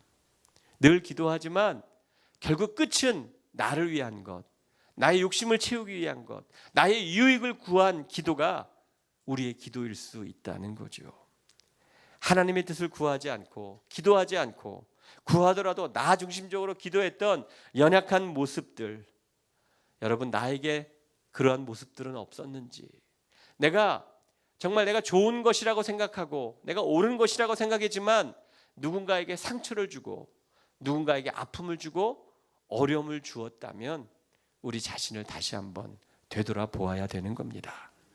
여러분 이제는요, 말하기 전에, 판단하기 전에, 결정하기 전에 기도하셔야 됩니다. 제가 이번 주가 이번 주가 주일이니까 지난 주간에 저희 교단에서 우리 현역 목사님들이 하는 2년마다 열리는 그 컨퍼런스가 있습니다. 그 컨퍼런스에 이제 제가 준비위원장이라 2년 동안 우리 목사님들과 컨퍼런스를 열심히 준비했습니다. 준비하는 가운데 강사 목사님을 1년 전에 저희가 이제 선정을 해서 강사 목사님께 주제도 요청하고 집회에 대한 여러 가지 일들을 설명해 드렸습니다. 그런데 올 초에 작년 연말에 한국에 정치적인 문제가 있었잖아요. 근데 이 목사님이 정치적인 문제에 대한 본인의 의견을 이제 설교 시간에 이렇게 이야기를 하셨나 봐요. 근데 뭐 저 같은 사람이 이야기하면 뭐 그런가 보다라고 하는데 좀 유명한 사람이 이야기하면 이게 파급 효과가 엄청나게 커요. 그래서 그게 그렇게 말씀하신 당일날 1분짜리 쇼츠로 나와서 막 돌기 시작을 했던 거예요. 그러면서 목사님들이 이제 그걸 접하면서 준비위원들에게 컴플레인이 오기 시작을 하셨어요. 오기 시작하시면서 의견들이 다른 거죠. 이제 강사를 바꿔주세요.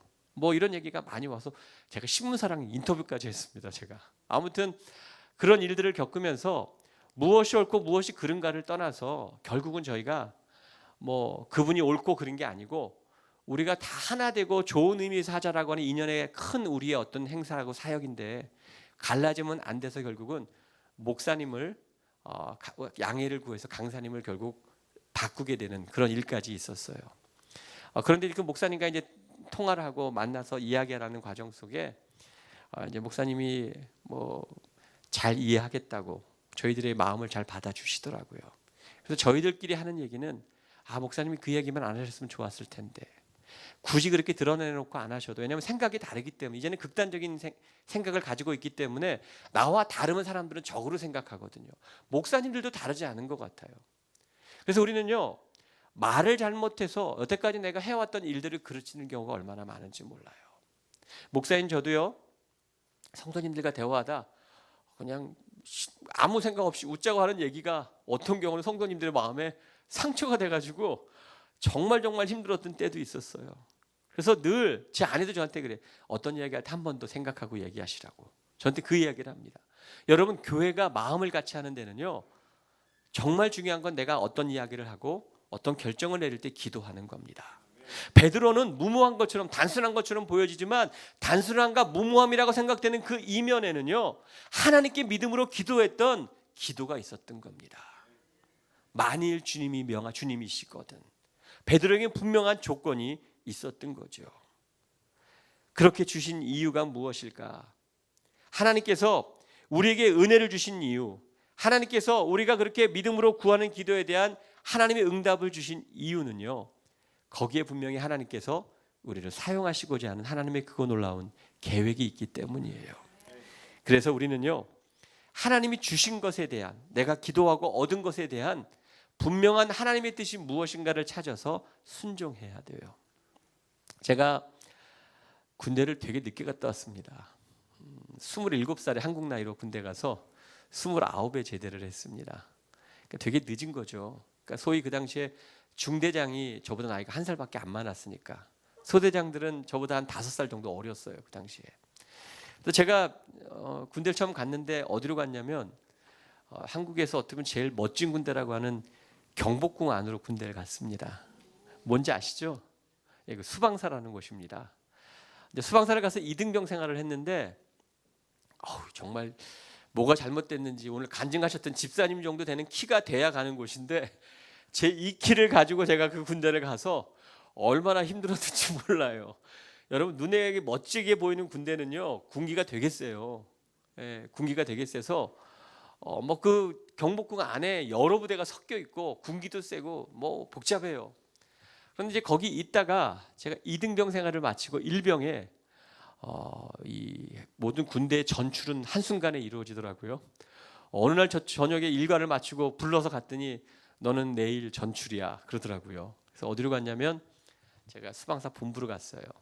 본부라서 교회로 갔는데 본부대에 있는데 이제 본부대에서 이제 교회로 출근하고 교회 당번병으로 교회 관리병으로 섬기고 있는데 하루는 또 본부에서 연락이 오더라고 저한테요. 그래서 연락 갔더니 그 당시 참모장이 스타였는데 별이었는데 참모장이 저를 보더니 김기석 일병은 그 나를 도와서 내 당번병이면 좋겠다고 이렇게 이야기를 하는 거예요. 그러니까 보니까 교회 군종병보다는 이 참모장 당번병이 조금 더 편해 보이고 쉬워 보이더라고요. 그래서 제가 마음이 좀 흔들렸어요. 그래서 제가 저를 불러주셨던 목사님께 가서 물었죠. 당번병으로 오라 그러는데 어떻게 하면 될까 했더니 무지 혼내키셨어요. 저를요. 내가 너를 부른 건 교회 군종병으로 부른 거지 참모장의 당번병으로 부른 게 아니니까 네가 거기 가고 싶으면 다시 예전 부대로 돌아가라는 겁니다. 그래서 제가 그냥 아무 말 안 하고 알기 열심히 하겠습니다. 그랬습니다. 여러분, 하나님이 우리를 부르신 데는요, 분명한 부르심의 뜻이 있는 거예요. 그것을 내가 깨닫는 거죠. 그래서 우리는 기도해야 되는 겁니다. 이스라엘의 역사 중에 암흑기가 있었어요. 그때가 언제냐면 사사시대였습니다. 하나님께서 도우시고 인도하셔서 가나안 땅에 그들이 들어갔을 때 그들은 분명히 감사 예배를 드렸겠죠. 떠돌이 생활하다 정책 생활을 했던 그들, 집을 짓고 농사를 지면서 편안한 생활을 시작하면서 그들은요, 하나님의 은혜를 잊기 시작했어요.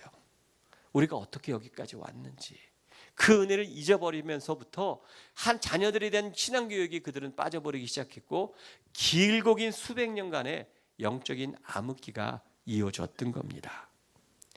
여러분, 오늘 우리의 삶도요, 어쩌면 비슷하지 않을까 생각합니다. 혹시 하나님께서 우리에게 열심을 주시면서 하나님을 섬기라고 좋은 직장, 또 우리에게 일터에 어떤 하나님의 그런 풍성함도 주셨는데 어떤 경우는요, 하나님을 섬기라고 주신 것을 하나님은 빼버리고 그것을 지키기 위해서 하나님을 외면하고 살아가는 사람들이 있다는 겁니다. 저희 교회도 그렇습니다. 어려울 때는 정말 열심히 신앙생활 하셨던 분들인데요, 조금 안정되고 여유가 있기 시작하니까 내가 가진 것들을 지키려고 너무 노력을 많이 하세요. 내가 가진 것들을 지키기 위해서 주중 예배도 한두 번 빠지기 시작하고요. 아니 심지어는 주일 예배도 한두 번씩 빠지기 시작하고요. 직분을 맡았음에도 불구하고 그 직분을 제대로 감당하지 않고 우선순위가 바뀌어버린 분들을 너무나 많이 볼 수 있었습니다. 하나님을 섬기라고 주신 건강이 있는데 오히려 그 건강을 지킨다는 이유 때문에 하나님을 섬기는 외면하는 일들은 없었는지 우리 자신들을 다시 한번 되돌아보았으면 좋겠습니다. 자, 마지막으로 믿음의 도약을 위해서는 어떻게 해야 할까? 실패를 두려워하지 말아야 됩니다. 첫 번째는 도전 정신이 있어야 되죠. 두 번째는 도전을 하되 하나님의 뜻을 구해야 됩니다. 세 번째는요, 실패를 두려워하면 안 되는 겁니다. 오늘 본문에서 참 아쉬운 점 하나는요, 베드로가 주님의 허락을 받고 무리를 걸었어요. 그러면 뚜벅뚜벅 예수님 있는 데까지 잘 가고 다시 걸어와야 되는데 그만 베드로가 물에 빠지고 말았어요. 실패했다는 거죠. 여러분, 우리의 삶 속에는 똑같은 일들 많습니다. 하나님이 하라고 하셨어요. 마음에 확신이 들었어요. 순종했어요.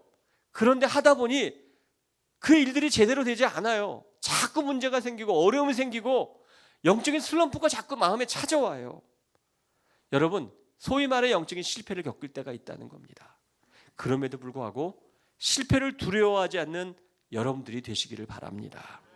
그것이 바로 우리의 삶의 현실이기 때문입니다. 야구 선수도요, 3할 타자는 되게 잘 치는 겁니다. 3할 타자 잘 치는 3할 타자도 10번 중에 3번밖에 안타를 못 치는 겁니다. 10번밖에 3번을 쳐도 잘한다고 하는데 우리가 신앙생활하는데 어떻게 매번 모든 일들을 성공적으로 이룰 수 있겠습니까? 실패할 때도 있고 우리가 잘못할 때도 있고 착각할 때도 있고 오해할 때도 있는 겁니다. 그럼에도 불구하고 우리는 꾸준히 끊임없이 포기하지 않고 그 길을 걸어가야 되는 거예요. 우리가 사순절이 되고 고난주간이 되면 예수님의 십자가를 떠올립니다. 그런데 십자가를 떠올리면서 많은 사람들이 정말 중요한 지나치는 하나가 있습니다. 사람들은 십자가를 떠올리고 부활 고난주간이 되면 뭘 이야기합니까? 베드로가 예수님을 몇 번 부인했죠? 3번 부인한 걸 떠올립니다. 베드로는 왜 믿음이 약해서 왜 닭이 울기 전에 3번이나 예수님을 부인했어? 안 그랬으면 참 좋았을 텐데 거기까지만 생각을 합니다. 그런데 여러분, 베드로가 3번을 부인한 데는 이유가 있었습니다. 왜 그렇습니까? 다른 제자들은 예수님이 십자가의 형을 닦기 위해 끌려갈 때 모두 다 도망갔지만 베드로만큼은 예수님을 정말 사랑했기 때문에 끝까지 예수님을 쫓아갔던 겁니다. 만약 베드로가 조금 덜 사랑했다면, 예수님을 지금 그가 사랑했던 것보다 조금만 덜 사랑했다면 예수님이 십자가 그 형벌 받는, 재판을 받는 그곳까지 가지 않았을 것입니다. 그런데 예수님을 너무 사랑했기 때문에 누구도 그곳에 남아있지 않았던 그 자리에 베드로는 예수님을 너무 사랑했기에 그곳까지 따라가서 결국은 예수님을 3번 부인하는 참으로 사람들에게 안 좋은 그러한 사람으로 낙인받게 되었던 겁니다. 3번이나 예수님을 부인하고 지울 수 없는 상처를 안게 되었던 거죠. 주님을 너무나 사랑해서 주님을 따라갔는데, 주님을 너무나 사랑해서 순종했는데 그것이 실패가 될 수도 있다는 것입니다. 여러분, 우리도요, 주님 너무나 사랑해서 의욕적으로 일을 시작합니다. 교사를 섬깁니다. 찬양팀으로 섬깁니다. 성가대로 섬깁니다. 아니, 교회 여러 직분을 맡아 섬깁니다. 너무 주님을 사랑해서 내가 어려운 상황 속에서도 그렇게 섬기며 나아갔음에도 불구하고 실패를 겪어서 낙심할 때가 있습니다. 한두 번 실패를 겪고 난 후에 이제 나는 더 이상 인벌브 안 할 거야. 그냥 나는 여기까지만, 이 선을 넘지 않고 여기서만 난 신앙생활을 할 거야 라고 생각하는 사람들이 있습니다. 주님을 너무 사랑해서 나의 시간을, 나의 건강을, 나의 물질을 들여 주님의 몸된 교회, 함께 생활하는 성도들을 섬겼는데 그것 때문에 상처를 받았던 그 상처로 인해 더 이상 내가 그 일을 하지 않기로 결정하는 분들이 있는 거죠. 여러분, 하지만 잊지 마십시오. 단지 우리가 주님을 사랑하는 마음으로 행했던 일로 인해서 받은 일 때문에 상처받았다고 실패했다고 생각되는 그것 때문에 오히려 주님은 여러분들을 주님의 더 멋진 사람으로 만들어 가신다라는 겁니다. 제가 저희 딸 이야기를 조금 했는데 사실 저희 교회에서는 저희 가정 얘기를 잘 안 하지만 나왔으니까 제가 조금 하겠습니다. 저희 딸 대학원 다니는 저희 딸 아이가 아마 프리케이쯤 다닐 때였던 것 같습니다. 뭐 아이가 조금 말을 듣기 시작하고 이렇게 딸 하나 있는데 저희는 그래서 뭐 이것저것 시키면은 하는 게 재미있어서 어릴 때 저희 딸 아이에게 양치를 할 때면 아빠 칫솔에다가 치약 좀 묻혀다 줘. 제가 가끔 그렇게 시켰습니다. 그럼 저희 딸이 발판을 딛고 올라가서 아빠 제 칫솔에다가 치약을 묻혀서 여기 갖다 줍니다. 그래서 어느 날 그렇게 이야기를 했는데 아이가 가진 칫솔을 가지고 양치를 하기 시작했는데 제가 지금까지 했던 그 치약의 맛이 아닌 거예요. 좀 이상하다. 사실 저는 뭐 로션도 좀 냄새가 나서 안 발라서 그 향이 안 좋아서 안 바르고 가급적 향이 없는 걸 주로 쓰는데 이상하게 그 칫솔에 묻힌 치약을 이를 닦는데 익숙하지 않은 향이 나고 뭔가 이 좀 뭐 그렇더라고요. 그래서 제가 물어봤어요. 저희 딸, 너 오늘 지난 아빠 칫솔에다가 치약 묻혔는데 어떤 치약 묻혀왔어? 물었더니 저에게 아빠 이 깨끗해지라고 치약 묻히기 전에 비누를 묻히고 그 다음에 치약을 짜왔어. 저에게 이렇게 얘기하더라고요. 제가 화를 냈을까요? 안 냈을까요? 낼 수가 없었어요. 왜냐하면 저희 딸 아이는 아빠를 너무 사랑했기 때문에. 우리 딸 아이 입장에선 아빠 이가 깨끗해지는 건 비누가 얼굴을 깨끗하게 씻는 것으로 생각했기 때문에 치약보다 비누를 먼저 묻히고 치약까지 짜서 주었던 거예요. 여러분 저는 불편했지만 마음은 되게 흐뭇했어요. 아빠를 사랑하는 우리 딸의 마음이구나. 하나님을 섬기는 것도 다르지 않아요. 베드로는 물을 걷다 빠져버렸어요. 하지만 예수님은 그런 베드로를 보면서 너 왜 끝까지 나를 신뢰하지 못하고 물에 빠졌냐라고 주님은 분명히 책망하지 않으셨을 거예요. 다른 사람들은 하지 못했던 도전적인 신앙을 가지고 예수님의 말씀을 따라 물을 걸었던 실패했을지라도 그런 베드로의 믿음을 귀히 여기셨을 거예요. 여러분 우리도 그런 마음을 가져야 되는 겁니다. 여러분 마음속에 그 주신 비전들을 이루려고 하다가 중간에 그만두면 어떻게 하나? 차라리 처음 시작하지 않는 게 낫겠지. 많은 분들 그렇게 하세요. 저희 교회는 직분자들에게 저희는 공천제도가 있거든요. 공천을 해서 안수 집사님들, 장로님들을 공천하면 공천된 분들을 가지고 공동회의에 투표를 해서 그분들을 세우는데 공천받은 분들이 나는 공천을 안 받겠습니다 하는 분들이 어느 순간부터 저에게 많이 나오셨어요. 그래서 심지어 저희가 공천위원들이 어떤 룰까지 정했냐면 한 번 공천을 거부한 분들은 2년 동안 공천을 하지 않는 조건까지 세웠어요.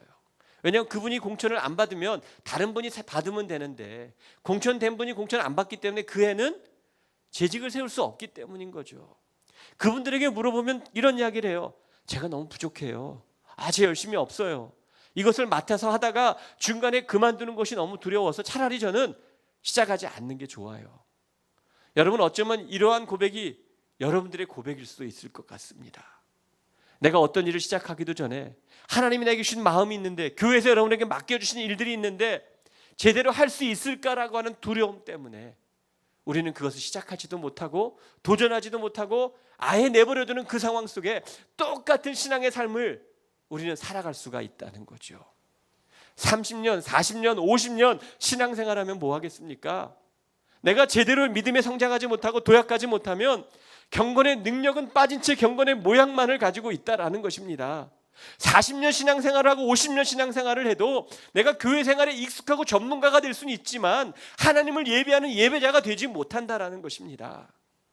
어려운 일들을 하나하나 극복해 나가는 과정 속에 우리의 신앙은 자라날 수 있어요. 저희 교회 오래전에 지금 말고 그 전에 섬기던 교회에 마라톤 클럽이 있었습니다. 그래서 이제 토요일마다 마라톤을 뛰기 시작을 했어요. 근데 처음 마라톤 클럽이 만들면서 담당하는 집사님이 저에게 와서 부탁하셨어요. 목사님, 마라톤 클럽이 생겼는데 목사님이 조금 조인해 주셔야 저희 클럽이 힘을 얻을 것 같습니다. 여기 계신 분도 뭐 목사님 모실 때 그러잖아요. 뭐 우리 속회 모일 때 목사님 한번 오셔야 속회가 힘을 얻을 것 같습니다. 뭐 찬양대에 모이는 단합대 하는데 목사님 한번 기도해 주셔야 됩니다. 저도 그래서 마라톤 클럽에 얼떨결에 들어갔어요. 들어갔는데 들어가는 순간 첫날 후회했어요. 왜 그러냐면 제가 군대를 제대한 이후에 그렇게 숨이 차게 뛰어본 적이 한 번도 없었어요. 7마일을 1시간 동안 뛰었어요. 1시간 안에. 여러분 그거 쉽지 않아요.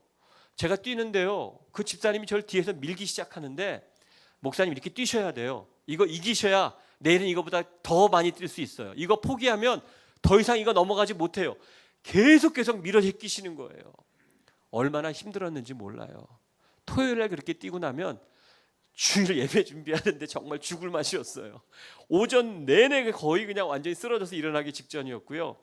다리에 아리백에서요, 조그만 계단 3개를 올라가서 헌금바구니를 들고 그걸 다시 올라와야 되는데 다리에 아리백여가지고 제가 쩔뚝거리며 올라올 정도였어요. 나중에는 제가 토요일만 되면 스트레스를 받기 시작했죠. 제가 오늘은 비가 왔으면 좋겠다. 심지어는 어느 정도까지냐면 토요일 새벽 예배를 마치고 달리기를 했으니까 오늘은 이 집사님이 새벽 예배를 안 나오시면 좋겠다. 저의 간절한 기도 제목이었어요. 정말이었어요. 어느 날 그 집사님 새벽 예배 안 나오신 거예요. 오늘은 정말 해방이다. 이거 목사가 말해놓고 책임도 못 지면 얼마나 걱정이 되겠어요. 그래서 제가 안 나오셔서 오늘은 정말 쉬는 날이구나 라고 하고 설교를 다 마치고 주기도문까지 마치고 이제는 개인 기도하려고 했는데 그 집사님이 앞에 떡하니 앉아서 저를 보고 웃으시는 거예요. 너무 힘들었습니다. 그런데 하나님이 또 빠져나갈 길을 주셨던 게, 그렇게 뛰니 무릎이 견뎌내지를 못하더라고요. 결국 무릎이 아파서 어쩔 수 없이 저는 좋은 일이었지만 마라톤을 그만뒀어요. 제가 그때 기억하는 것은 그 집사님의 말은 지금도 기억해요.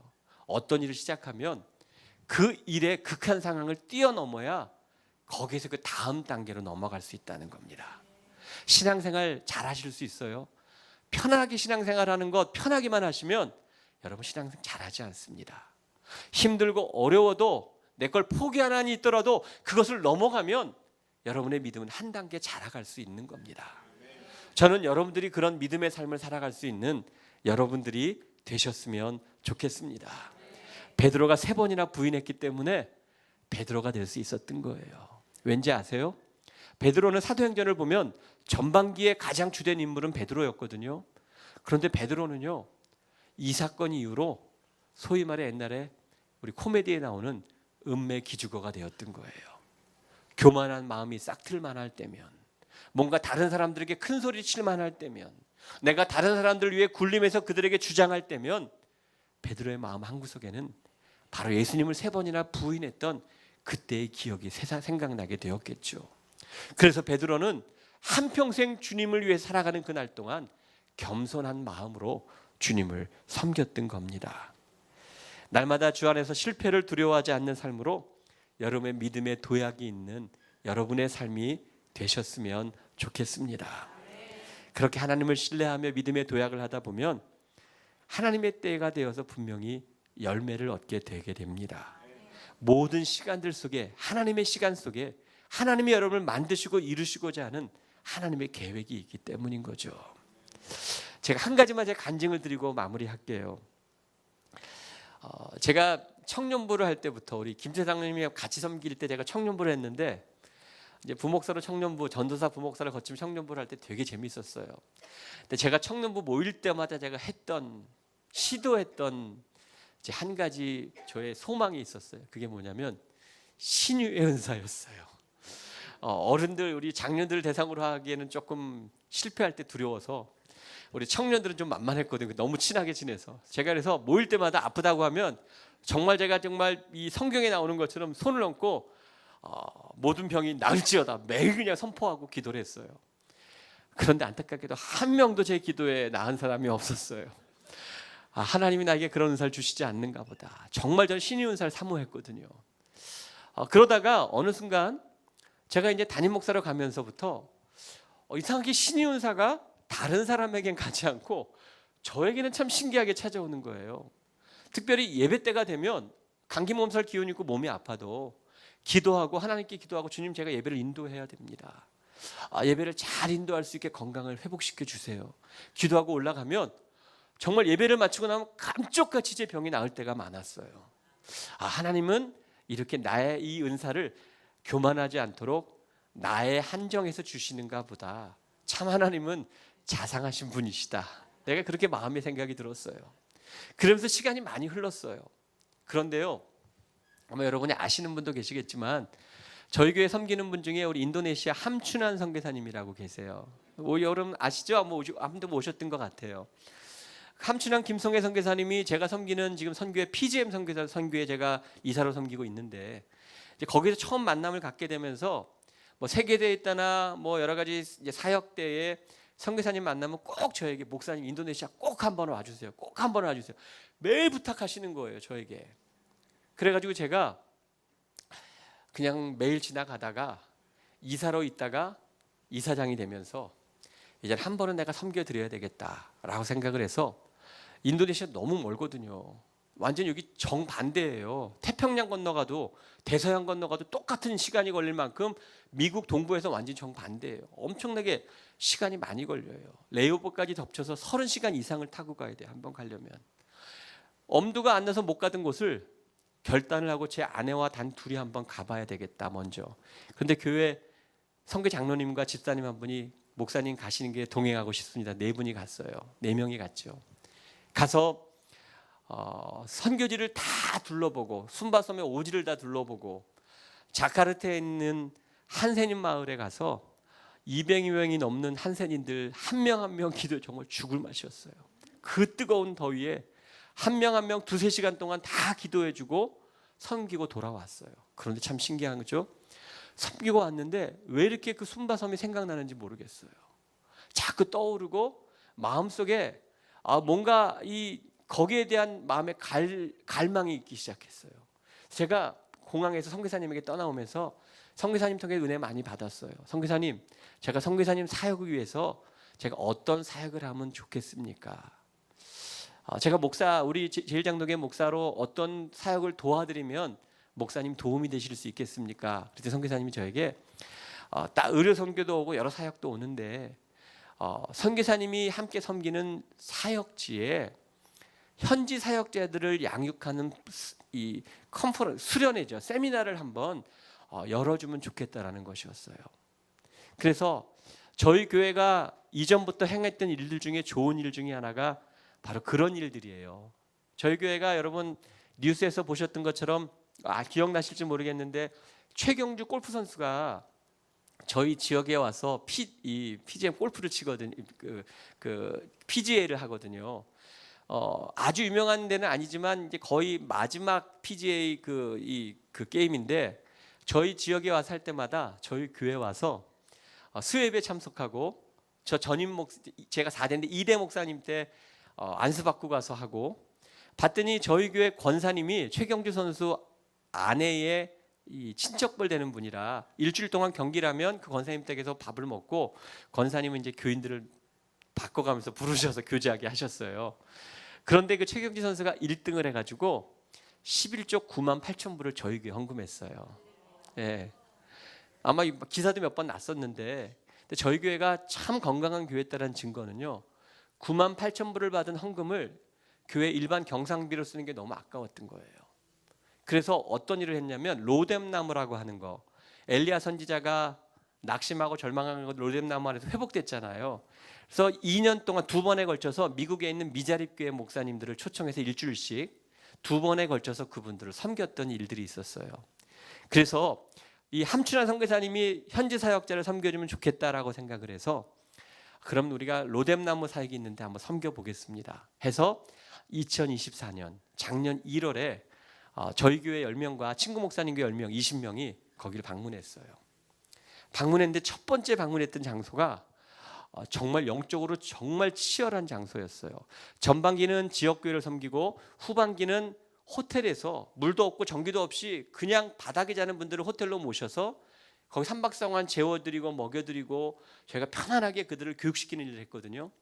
전반기에 갔던 첫 번째 장소가 치열한 영적 전쟁터였어요. 같이 가셨던 분 중에 한 분은요, 막 토하시고 그 환경에 그래서 쓰러지셔서 기도받고 하는 분도 계셨어요. 근데 그 마을에 누가 있었냐면 12년 동안 난폭해서 발에 족쇄를 채워줬던 티모라는 형제가 있었어요. 실제 상황입니다. 저희가 직접 갔더니 집 안에 이렇게 들어갔는데 나무로 만든 옛날에 조선시대 때 나오는 그런 이 목에다 거는 그런 이 나무로 만든 족쇄를 발에다 걸어놨더라고요. 12년 동안 거기 머물러 있었던 거예요. 선교사님이 기도를 부탁을 주셨어요. 그래서 제가 성도들과 함께 가고 제가 그 형제의 손을 얹어서 기도를 했어요. 악한 영들이 물러갈 수 있도록. 그리고 선교 사역을 전반기 마치고 후반기도 마쳤어요. 잘 마치고 돌아갔어요. 그 다음 주가 돼서 주일 아침에 이제 집을 떠나서 7시 반쯤 집을 떠나는데 선교사님부터 카톡이 왔어요. 선교사님으로부터 온 목사님 기도해 주셨던 티모라는 형제가 그 족쇄를 풀고 나와서 예배를 드리기 시작했어요. 그러면서 사진을 보내오면서 그 형제가 막 찬양하는 모습을 사진을 찍어서 보내오셨더라고요. 제 마음속에 드디어 내가 오래 갈망하던 치유의 역사가 일어났구나. 제가 그걸 너무 감사했어요. 나눴어요. 그게 1월에 갔다 온 2월 중순쯤 됐거든요. 2월 달에 그렇게 갔다 오고 나서 5월에 제가 한국을 방문할 일이 있었는데 그해 3개월 후죠. 저희 교회가 그 순바섬에 한 교회를 5개, 6개 정도 제가 건축했거든요. 헌당하는 그런 헌당식이 있어서 한국을 간 김에 좀 잠깐 들려달라는 부탁을 받고 제 아내와 둘이 이제 그때는 헌당식에 참여하려고 갔어요. 가면서 교회를 또 둘러보던 가운데 꼭 기도가 필요한 자매가 있다는 거예요.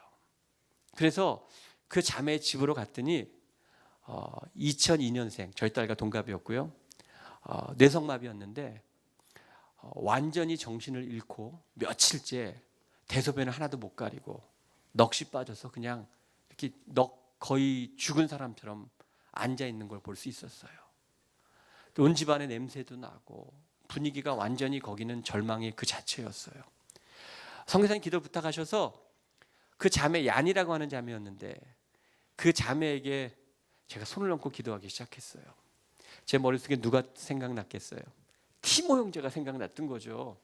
그래서 제가 하나님 저에게 용기를 주셔서 하나님께서 함께 하시면 고칠 수 있을 것 같습니다. 하나님이 치유해 주실 수 있습니다. 기도했어요. 그리고 기도하고 또 돌아왔어요. 그리고 나서 또 몇 달이 지났어요. 선교사님 또 연락이 왔어요. 목사님, 단기 선교팀이 왔는데 목사님이 기도해 줬던 야니 자매가 깨어나고 정신이 멀쩡해져서 예배를 드리고 있어요. 사진을 찍어서 보내오셨어요. 동영상을 찍어서 박수를 치면서 보내오셨던 거죠. 제가 그걸 보면서 와, 하나님의 때가 있구나. 그렇다고 제가 지금도 손 얹으면 낫는 거 아니에요. 낫는 거 아니고요. 우리 교회 장로님들이 저에게 하는 이야기가 있어요. 제가 2년 동안 인도네시아를 4번을 갔어요. 많이 갔죠, 되게. 왜 하나님 저에게 자꾸 그 마음을 주셨는지 어떻게 하다 보니까 4번을 갔어요. 가면서 장로님들이 저에게 목사님 선교사로 가실 생각이 있어요. 자꾸 그러시더라고 저한테요. 그러면서 하시는 이야기가 목사님이 가셨을 때 거기서 치유의 기적을 확인할 수 있으셨으면 안 오셨을 텐데 거기서 하나님이 이곳이 중요하기 때문에 보내시기 위해서 늦게 치료 과정을 늦게 보여주신 것 같다라고 이렇게 이야기를 농담 반 진담 반으로 이야기를 해주시더라고요. 여러분 제가 왜 이야기를 말씀드리는가? 우리가 포기하지 않고 하나님께 간절히 구하는 것들은요 하나님의 때가 되면 이루어집니다. 하나님께서 우리에게 역사하셔서 제가 그토록 갖고 싶었던 것, 하나님 제가 제 영광이 아니라 하나님의 영광을 드러내고 그 일들을 통해서 살아계신 하나님을 정말 보여드리고 싶습니다. 오랫동안 기도의 응답이 이루어졌어요. 근데 그것도 인간의 계획, 인간의 생각이 아니라 하나님의 때, 하나님의 방법으로 이루어지게 된 거죠. 여러분, 우리의 삶 속에도 다르지 않습니다. 지금 여러분의 삶 속에 하나님이 여러분을 쓰시기를 원하십니다. 믿음의 도약을 하셔서 정말 하나님이 멋지게 쓰시는 하나님의 손에 붙들린 사람이 되셨으면 좋겠습니다. 저는 제가 말씀을 증거하러 이곳에 왔지만 사실 도전을 되게 많이 받고 갑니다. 왜냐하면 이렇게 전체적인 연령을 보니까 되게 젊으신 교회세요. 저희 교회도 뭐 영커플 선교회도 있고 젊은이들도 꽤 있는데 여기 계신 여러분들처럼 그렇게 액티브하지 않아요. 저희 교회 가장 핵심 멤버는 50대가 가장 핵심 멤버세요. 많은 일들을 50대들이 하세요. 40대, 30대도 많은데 일들을 많이 안 하세요. 제가 보면서 이 교회는 참 가능성이 많은 교회다. 제 마음에 도전을 많이 받아서 제가 좀 우리 교회 가서 도전을 좀 드리려고 해요. 여러분은 하나님께서 많은 은사와 많은 여건들을 주셨어요. 교회 사이즈가 크다고 좋은 교회 아니에요. 교회 사이즈가 크다고 능력 있는 교회 아니에요. 교회 사이즈가 사람들이 많은 숫자가 작아도 그 안에 하나님의 선한 일들이 일어나면 그 교회는 하나님이 기뻐 받으시는 강력한 능력 있는 교회가 될 수 있어요. 여러분, 이제는 사람들 세상은 큰 것을 강조하지만 작은 것에서 오히려 하나님의 능력이 나타날 수 있다라는 것입니다. 여러분, 도전적인 믿음을 가지시기 바랍니다. 그리고 항상 도전할 때마다 하나님께 기도하고 하나님의 뜻을 구할 수 있는 여러분들이 되시기를 바랍니다. 무엇보다 실패를 두려워하지 마시기 바랍니다.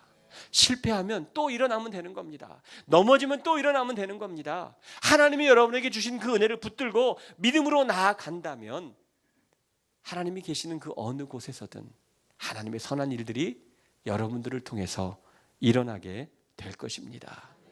시간은 자꾸만 흘러갑니다. 마치 모래시계에 모래가 쭉 빠져나가듯이 여기 계신 분들도 이제는 한 해, 두 해 영원할 것 같은 여러분의 삶, 여러분이 주어진 시간이 금방 지나갈 겁니다. 오는 것 순서가 있지만 가는 것 순서가 없다라는 말처럼 언제 어느 때 하나님이 여러분을 불러가실지 모릅니다. 여러분, 그때 하나님이 여러분을 부르신다면, 내가 해야 된다고 생각했는데 미뤄졌던 일들 때문에 후회한다면 얼마나 안타깝겠습니까? 바로 지금 시작하는 겁니다. 다시 도전하는 겁니다. 수련회 오셔서 여러분 좋으십니까? 즐거우셨습니까? 은혜 많이 받으셨습니까? 그걸로 끝나시면 안 됩니다. 은혜 받으시고 좋으셨으면, 행복하셨으면, 좋으시고 행복하셨던, 은혜 받으셨던 일들을 가지고 다시 세상으로 다 그걸 가지고 나아가는 겁니다. 뭔가 변화된 삶을 가지고 나아가는 겁니다. 목사님과 함께, 장로님들과 함께 여러분 힘을 모아서 여러분이 간절히 기도하는 기도를 통해 마지막 때에 쓰임받는 뉴욕 기둥교회가 되었으면 좋겠습니다. 제가 김진재 장로님께 자주 묻겠습니다. 교회가 어떻게 잘 지내고 있는지, 또 성도님들이 열심히 신앙생활하고 있는지 좀 자주 여쭤보려고 합니다. 왠지 아십니까? 기도하겠습니다. 제가 여러분들을 위해 기도하겠습니다. 먼 곳에 있지만 여러분들을 위해 기도하고, 여러분들도 저를 위해 기도하시고 제가 섬기는 교회를 위해 기도해 주셔서 우리 모두 다 같은 편이잖아요. 비록 살아가는 장소가 다르지만 우리는 한 편입니다. 서로를 격려하고 축복하면서 이 마지막 때에 풍랑이는 거친 세상이지만 주님이 말씀하시면 내가 안전하다라고 하는 그곳에서 뛰어내릴 수 있는 도전적인 신앙을 가져서 하나님의 크고 놀라운 역사를 경험하는 여러분 모두가 되시기를 예수님의 이름으로 축원합니다.